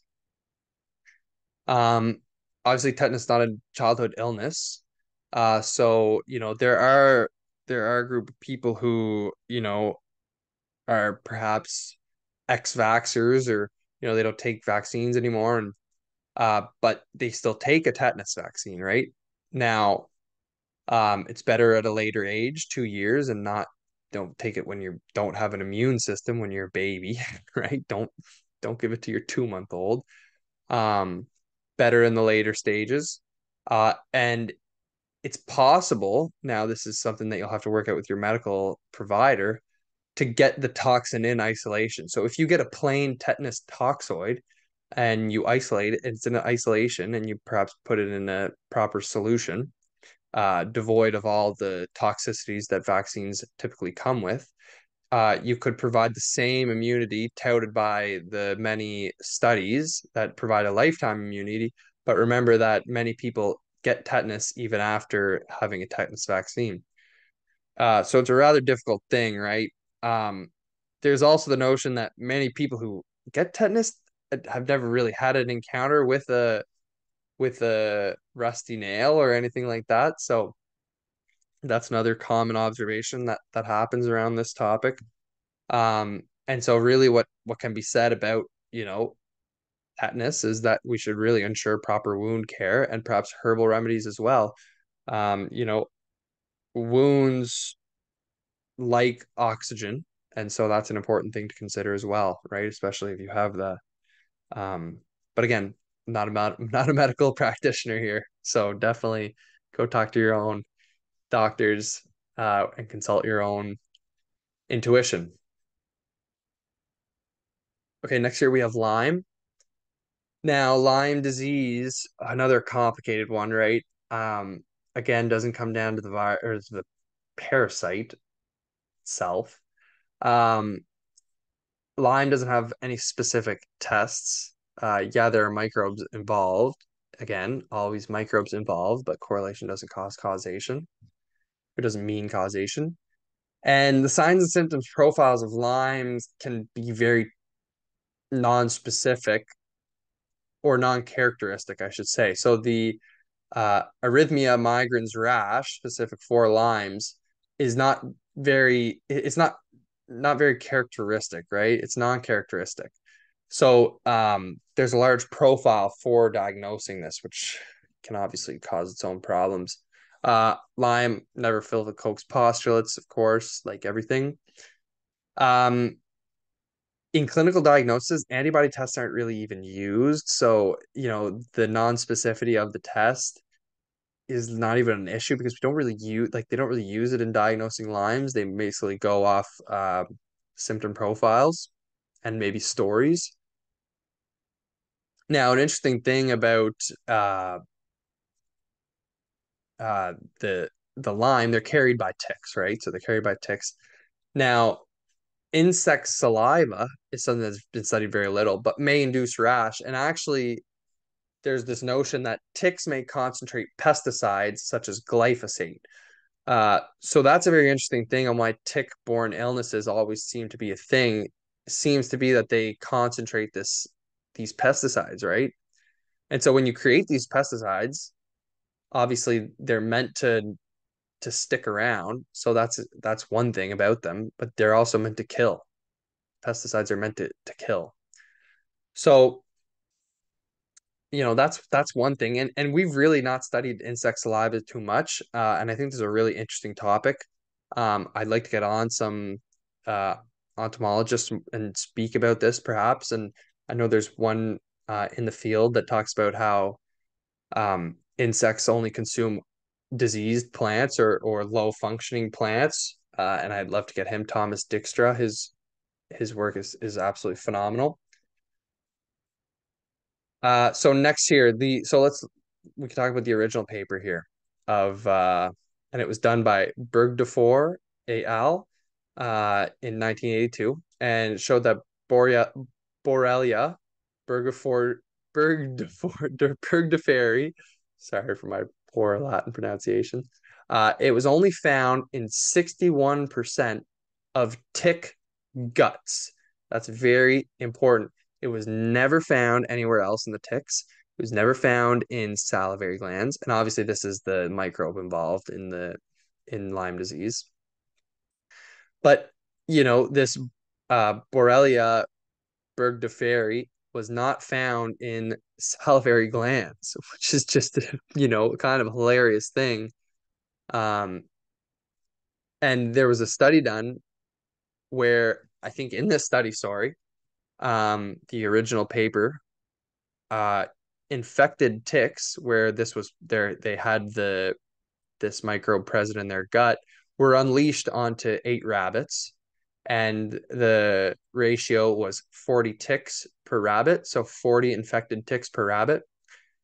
And interestingly enough, in all of these rabbits, there was a rash present, but there was no Borrelia burgdorferi found in the rabbits. There was no microbe found in the rabbits, which is very interesting. So there was this rash present after the ticks consumed or after the ticks fed on the rabbits, but none of that was found.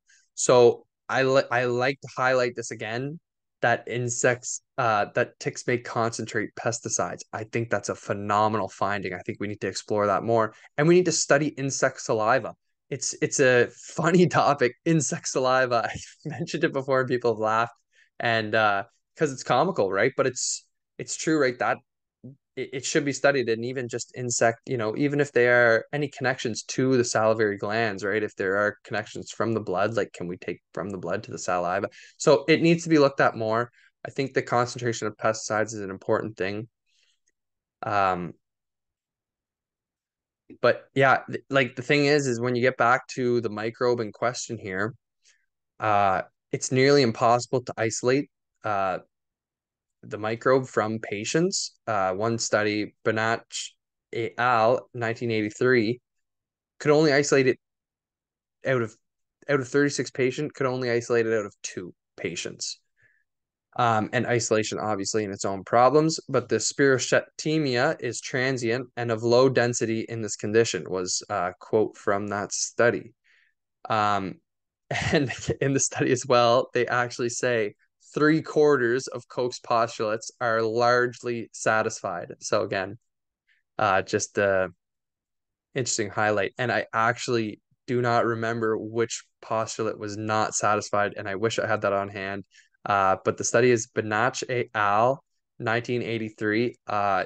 You should be able to find it if you look up Lyme disease, or even if you look up Borrelia Burgdorferi. That's Borrelia Burgdorferi.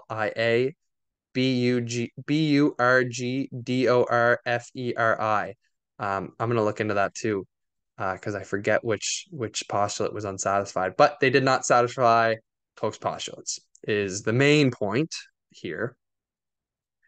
And the effectiveness of the Lyme antibiotic is largely debated. topic even in the modern literature. Obviously, not the pharmaceutical literature, but in those that are perhaps a little more rigorous than the pharmaceuticals who are making some money.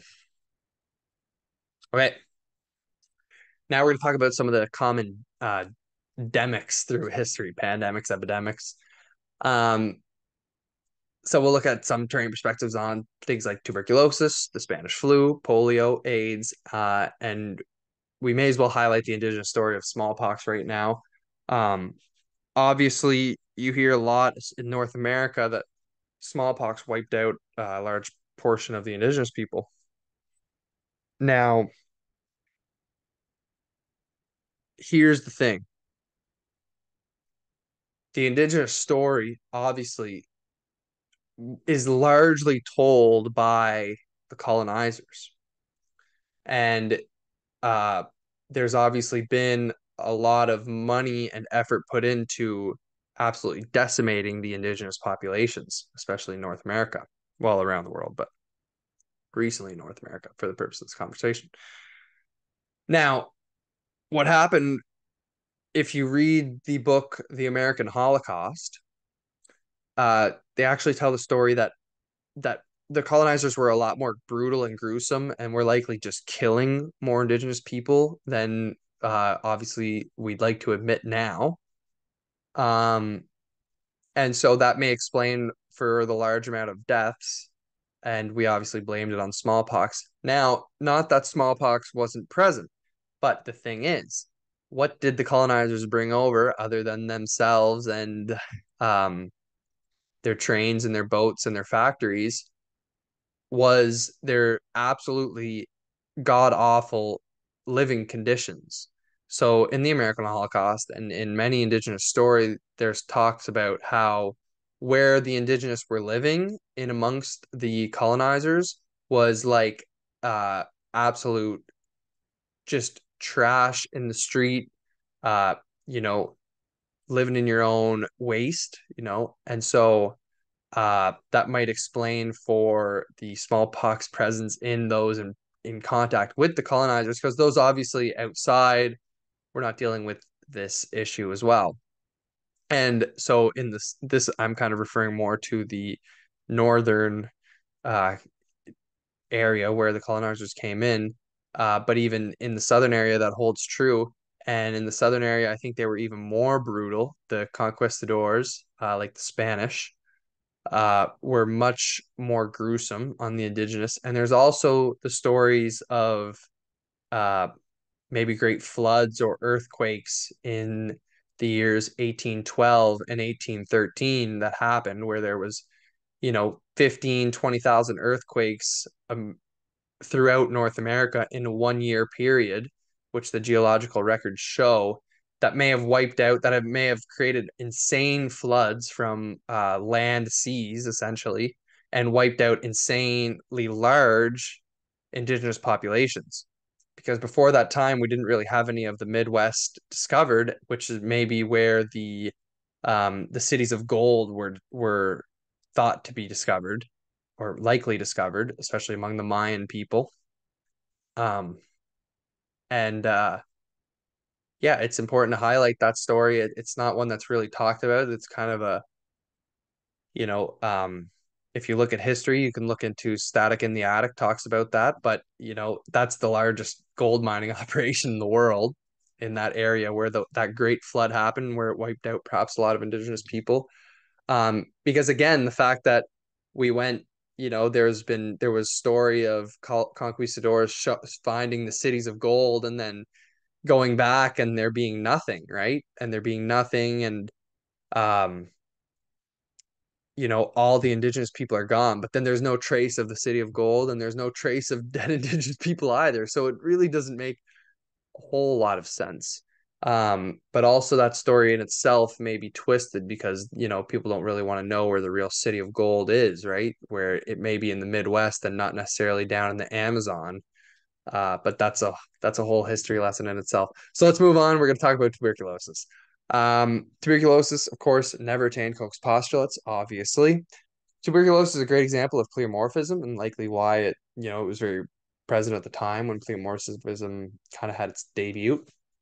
because of the spores of tuberculosis spores, or the dormant phase of tuberculosis.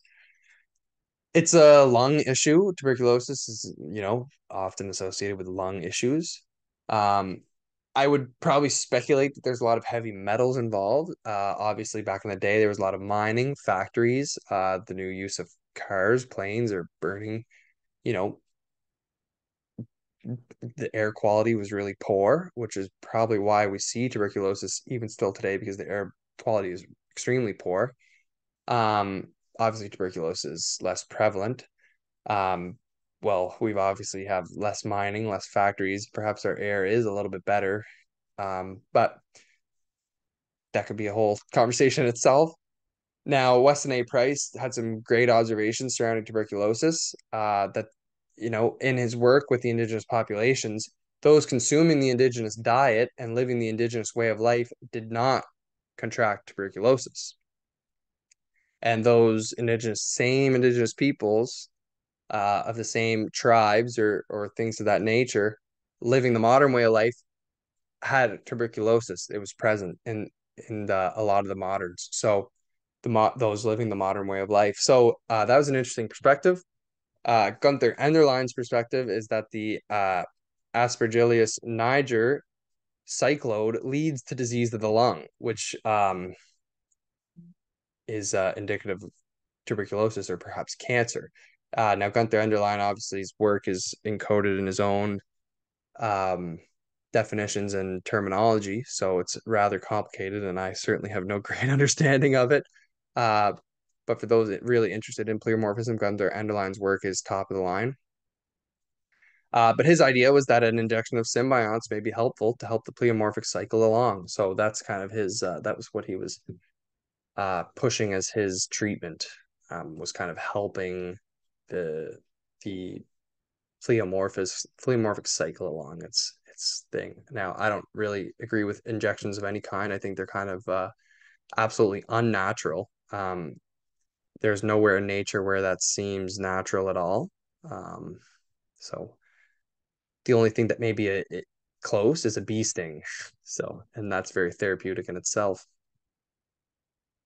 Okay, we're going to move into the Spanish flu, or H1N1 influenza A would be the microbe in question. So the Spanish flu, there's not really a clear symptom profile. So that's the first thing. It was respiratory, neurological, cardiac, and there was even psychological remains identified as being part of the symptom profile. So that's one thing. Obviously, it was 1918. There was a war happening. So, obviously that had its own thing, and soldiers were vaccinated, and it was mandatory, as pushed by, I think it was Rivers, our good friend Rivers. Um, so it's an RNA virus, right? Isolated from, and it was isolated from frozen people who were dug up, like, a little bit ago in Alaska, actually. So that's how they isolated and came up with that being the cause of H1N1 influenza A. Not saying that this is correct, but that's just how they came to that conclusion, the modern way. So interestingly enough, the Spanish flu affected healthy people aged 15 to 40. So uh, it's kind of odd. Obviously, those were the ones at war. Um, and I guess for the men at least. But you had better odds if you were actually unhealthy. Like if you were anemic or undernourished or handicapped, uh, there's a lot of evidence showing that you had better odds at surviving the Spanish flu. So that's another very, very interesting thing, right?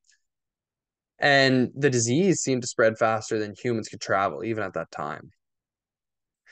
Now, we talked about Gallup's Island before, how they took the 100 men and they brought them to Gallup's Island, and they were around sick people, where they used techniques of natural contagion, of mouth over nose, of shaking hands, of sneezing in people's faces, of breathing in air, of coughing onto healthy people from sick people. They also used cotton swabs. They injected the blood of sick people into healthy people. They injected sick people's mucus. The sick exhaled and healthy inhaled directly what the sick exhaled. And 10 sick people coughed directly on healthy people in their face 5 times each. And the one thing in common in all of these is that none of them created disease. Even the injections did not create disease in the healthy individuals. So that's just an absolutely phenomenal observation. Everyone should read Gallup's Island study. It'll change. It might change your mind. You might look at things in a different light here. And obviously, we're going to talk a little bit the electrical cause of influenza, of Spanish flu, I should say. And so before 1889, it had quite a different symptom profile and sort of profile in general. And Arthur Fitzenberg, from his book Invisible Rainbow, highlights this. So I have a quote here from him. From a capricious, unpredictable disease terrorized whole populations at once without warning and without schedule, and disappeared suddenly and mysteriously as it had arrived, not to be seen for decades. But after 1889, it was a yearly thing. So every year there was, the yearly flu, right? This is what we call it. Influenza is the yearly flu. So what happened in this 1889 then that changed the disease from just coming and wiping out a whole population and leaving, within a year to being a reoccurring thing every single year? Electrical age began. So since 1889, influenza has been present almost always and everywhere in the world, only to disappear during the COVID pandemic, also almost completely, obviously, because COVID was nothing but a test demic. So what happened in the electrical age? Well, we started rolling out, radio frequencies. We started rolling out electrical wires all around cities. And there was this large non-native electromagnetic frequency everywhere now in cities for the most part, right? And obviously that's where people were more affected than others.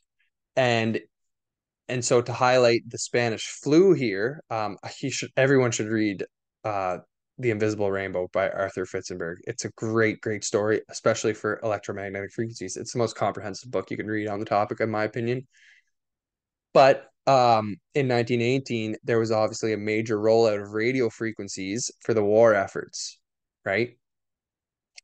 And so, interestingly enough, Arthur Fitzenberg highlights in his book that 1/3 of the population are electrically sensitive. So even prior to there being the electrical age, in the 1700s, there was a lot of work on electricity and especially, electrotherapy in people as well. And they realized that 1/3 of the population roughly was largely affected by electricity, where it would cause them a lot of problems.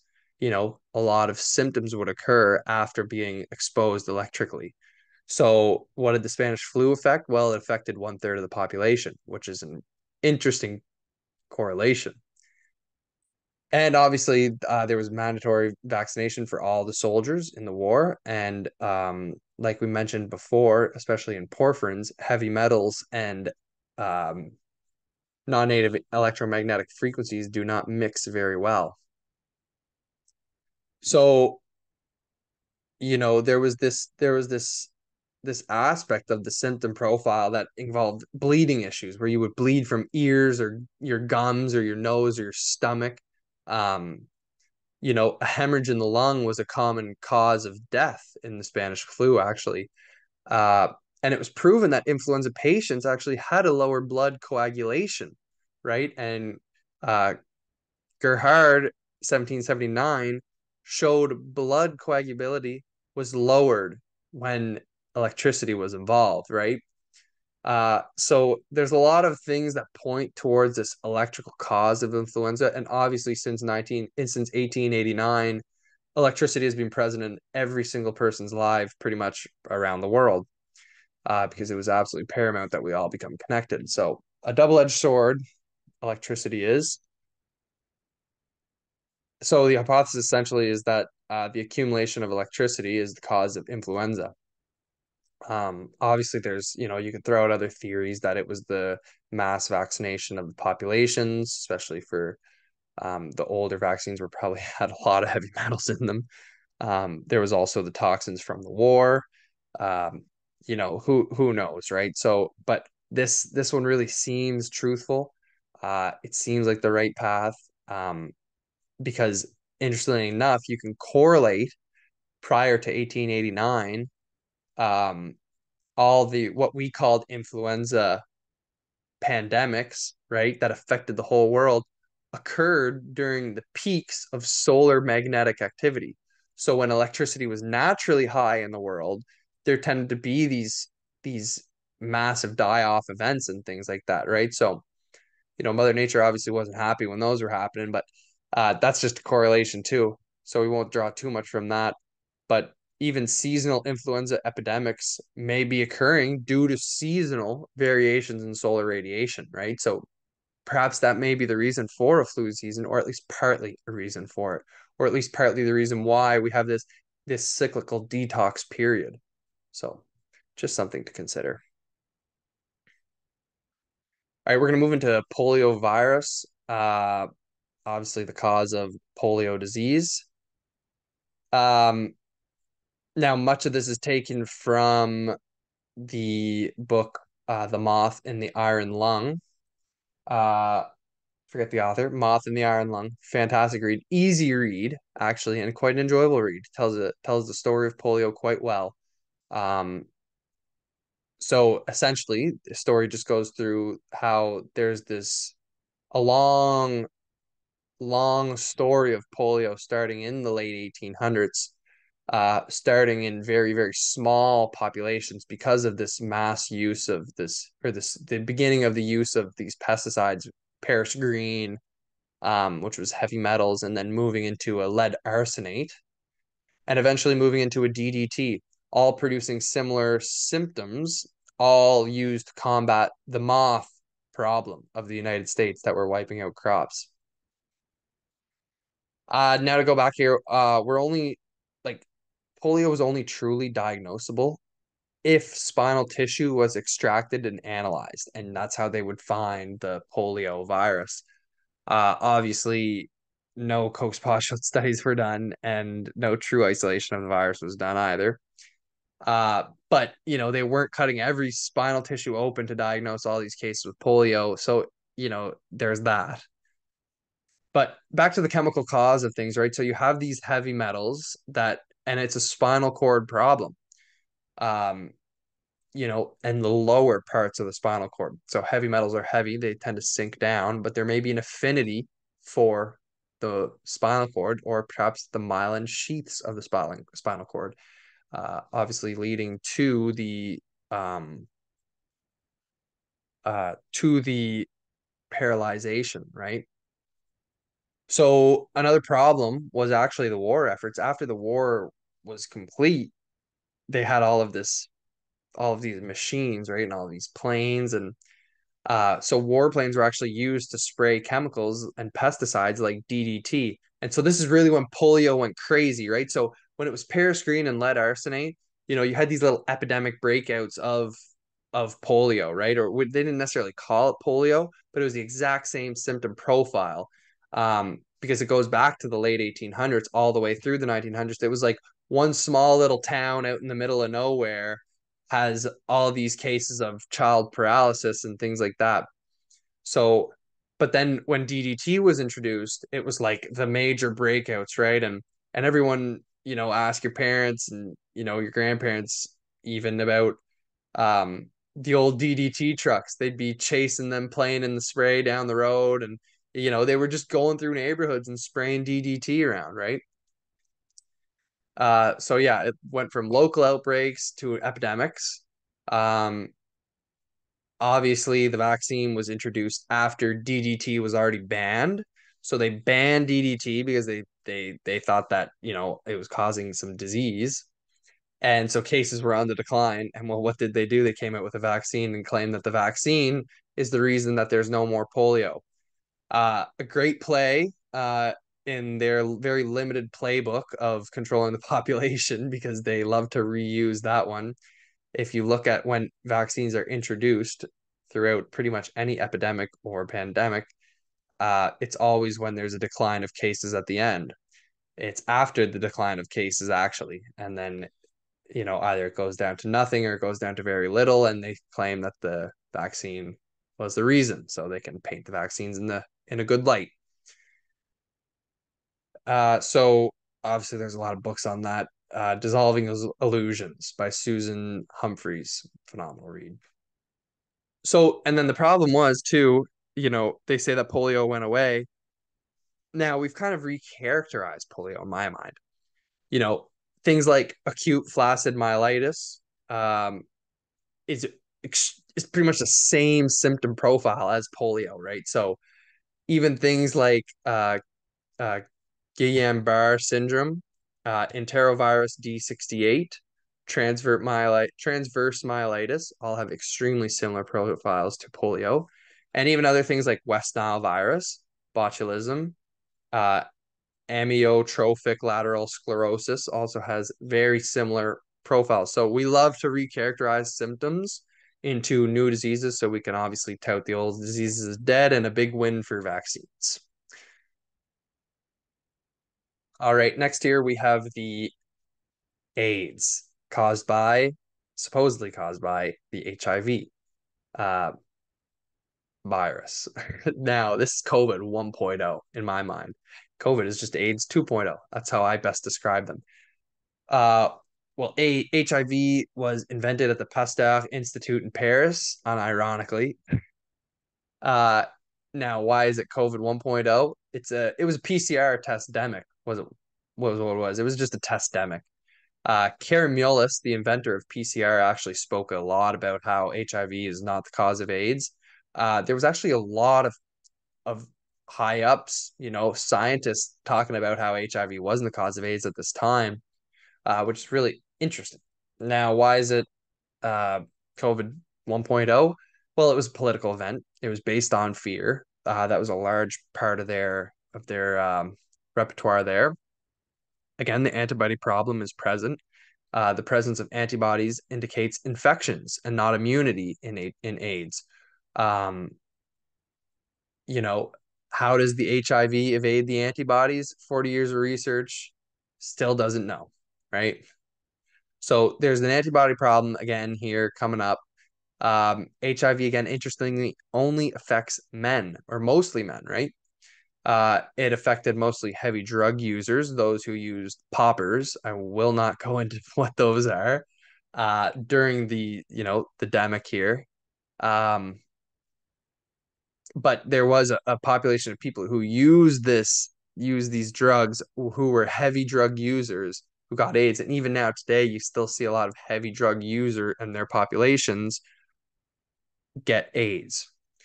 Obviously, there's problems in Africa, uh, which is so sad. But there's also a lot of drug problems in Africa, right? And really poisonous drugs because they're really cheap drugs. They get a cheap high, but it doesn't allow for a long life. Now it's claimed that AZT, which is a treatment for AIDS, killed many or gave many of them AIDS-like symptoms. And there was a lot of things like the preemptive antiviral drug use. So a lot of people were taking it before they even had AIDS. So what do these all have in common is they kind of, for lack of better terms, they kind of repress the immune system, right? So they repress, overall metabolic function, right? Truthfully, but in the modern framework, they really repress the immune system. Drugs decrease your immune system, especially this AZT and stuff. And AIDS is immunodeficiency syndrome, right? Um, and so the thing about AIDS is really that they popularized the latent virus, so the asymptomatic carrier. So you could be HIV positive and not have AIDS. Fear thy neighbor. That was when that maxim really came about, and this is why it was COVID 1.0. So let's talk about COVID 2.0. COVID-19, SARS-CoV-2. PCR testemic again, it was just a PCR thing. I could spend the majority of the slide talking about PCR. Um, so I'll try to make it brief. Uh, Polymerase chain reaction, again invented by Carey Millis. Um, the problem with PCR, one, Carey Millis stated that it's not meant to detect any infectious diseases at all. It just detects whether or not there is uh, a genetic sequence present. Now, it runs in a cycle threshold, a cycle count.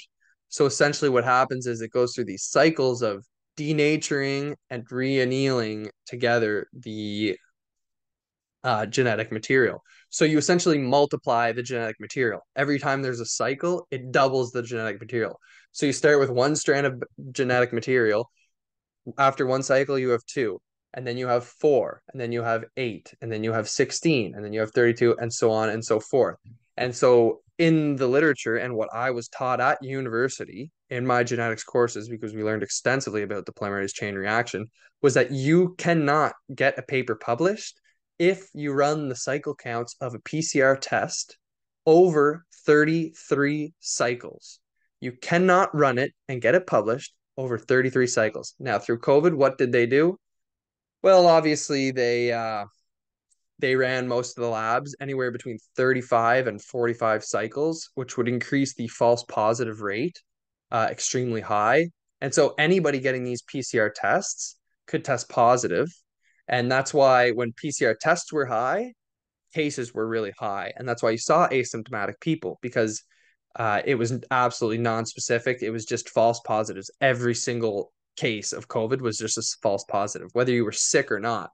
Now, the antibody test or the antigen test was slightly different, where it just kind of detected if you were sick or not. So if you had like these presenting symptoms and maybe a little overwhelming amount of viral material or bacterial material in your mucus, it just kind of detected if you were sick. Again, they also stated that those were not conducive to actual COVID cases. So if you had an antigen test, you weren't a positive COVID test until you had the PCR. But PCR is an absolute scam. It's absolute nonsense. It doesn't make sense scientifically to be using it at that high.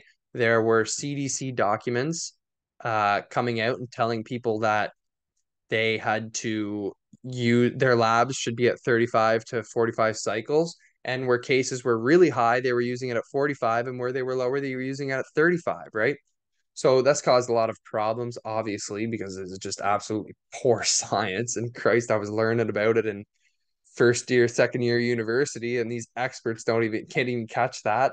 Well, I mean, at this point, it's like obviously not a mistake, because anybody with a brain could understand that like when I asked my professor, she had no answer. All she could do was get upset at me and told me that I was lying, but I had the actual documents in front of me saying that they were, 33, they were running it at 35 to 45 cycles. So that's the foolishness of the PCR test. I got to move on from that. Talk about that all day, get all fired up. But yeah, SARS-CoV-2, COVID-19 was just a political event. It was just based on fear. You saw one of the largest transfers of wealth, obviously throughout lockdown. We destroyed small businesses, the rollout of vaccines, just the newest cause of heart failure around the world, especially like a young, healthy people as well. You see a lot of heart conditions nowadays, a lot of heart conditions. Again, the asymptomatic nonsense. There's never been a Koch's postulate study. Obviously, the asymptomatic nonsense doesn't abide by Koch's postulates anyways. COVID-19 had the most extensive list of symptoms similar to influenza. Because what is it? It's pretty much just influenza 2.0 as well. But with a better propaganda scheme around it. So obviously we had a disappearance of the flu, of the, influenza flu. There were no cases of the flu throughout COVID. There were lower cancer deaths and lower heart disease deaths. But there were no increased death rates around the world. Uh, Now there was that's kind of difficult too, right? Because it depends on which sources you're looking at. So whatever. That's just whatever. It is what it is. Mask implementation was obviously a problem. It was a respiratory disease, and we thought a good solution would be to cover up our breathing devices, our mouth and nose. um, there was a large rollout of 5G, which supports the electrical cause of of the flu in general. Because where 5G would roll out, there was an insanely close correlation between 5G rollout and high amounts of COVID cases. Now, again, it relies on the PCR test, so you can't really trust it that much, but you know, we know that people in cities were getting sick, and that's where 5G is. So it's kind of two discussions here. So, there's a little bit of discrepancies here in this conversation because these are what people were saying. My thing is that the PCR test is just it was absolutely false the entire time. That's what I stick to. Some people say it was caused by 5G. Some people say it was caused by masks. I mean, masks and 5G are both bad for your health. Uh, was it the cause of the pandemic? Well, it's like I don't even know if there was an actual pandemic. I think there was just cases on the TV that was scaring the shit out of the population.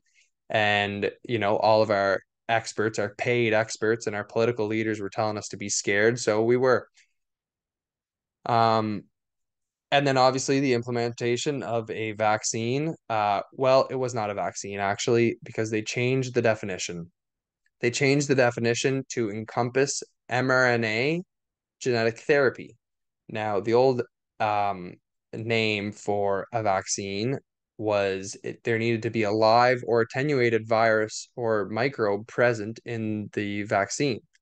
And obviously, that's not the case in an mRNA genetic therapy where we inject genetic material to to create a spike protein or whatever BS they fed us to inject us with shit. Um, but they changed the definition of a vaccine to encompass this because nobody wanted to take mRNA genetic therapy, something that's failed for 20 years in the literature. So they changed the definition of a vaccine to encompass that.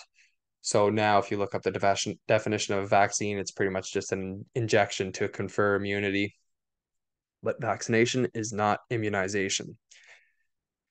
And so finally, the vaccine introduction was perfectly aligned with the PCR cycle count change. So funny enough, Anthony Fauci came out, I swear to God, and said it himself when vaccines came out, like the day that they came out.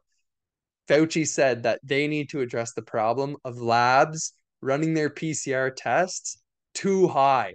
Like this, you can't make this up. Like I swear to God, you can go find it. He said the exact words where the labs around the United States, in which the rest of the world followed because we have the most advanced medical system in the United States, changed their lab counts. They had to change the PCR cycle counts and lower them to an acceptable threshold, which is why COVID went away. Vaccine. It's hilarious, right? It's so clever on their part, and it's like obviously it's easily deceptible if all you do is listen to the paid experts and the politicians, right? It's so easy to be deceived by this, but really, you can't make it up. It was like the day of or the next day. You know, it was like bang on. So if you're still convinced that COVID-19 was not an absolutely fear-based political event, um, you gotta go watch like the end of COVID. It's a documentary series. A lot of the leading people in this field are talking about that. So the end of COVID. Go watch that if you're not convinced. But man, that was just showed the state of our world. So obviously next week, this is it for the solo podcasts. Um, I kind of like doing the solo podcast. They're pretty fun, honestly. I'll probably do more in the future. But for now, I want to get some guests on. I think I've laid a pretty good foundation for my thoughts and thus, the podcast in general. So yeah, next week we're gonna get some guests on, and for the foreseeable future, we'll get some guests talking about things in relation to this. Uh, So, I post a lot of stuff on Instagram. It's a little more concrete and more like things you can do to support your terrain. And things like that. So if you don't, go follow me on Instagram, beyond.terrain.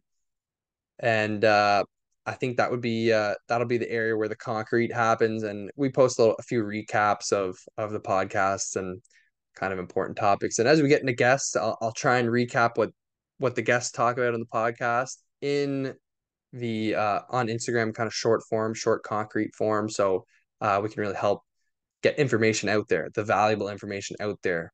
I know these are kind of long. We went long today. I was really looking forward to this podcast. I think this episode, this is my bread and butter. This is what I like to talk about. So, but that's it. That's it for me. I want to thank you all for listening. You should know that this is not medical advice. This is for general informational purposes only. But remember that we're all responsible, sovereign beings capable of thinking, criticizing, and understanding absolutely anything in the world. We, the people in the greater forces, are together self healers, self governable, self teachers, and so much more. Please reach out if you have any questions, comments, criticism. Reach me beyond.terrain on Instagram. Truly appreciate everyone listening today. If you enjoyed the podcast in any way, found it informative, please like, share, comment, follow, whatever you got to do on the platform you're listening to. It really supports the show, helps me grow, get the message out, get the message out to more guests. If you have any ideas for guests, reach out to me. Let me know who you want to hear on the podcast. I definitely want to get some people with opposing views on too, like maybe virologists or microbiologists. I'm not sure if they're going to want to talk to me, but I'd really love to talk to them. So we'll see if we can do that. And if you want to be a guest, reach me too. Yeah, just beyond.terrain on Instagram is probably the best way to get to me. And so, you know, just remember there are two types of people in the world. There's those who believe they can and those who believe they can't, and they're both correct. Thanks for listening, guys. Take care.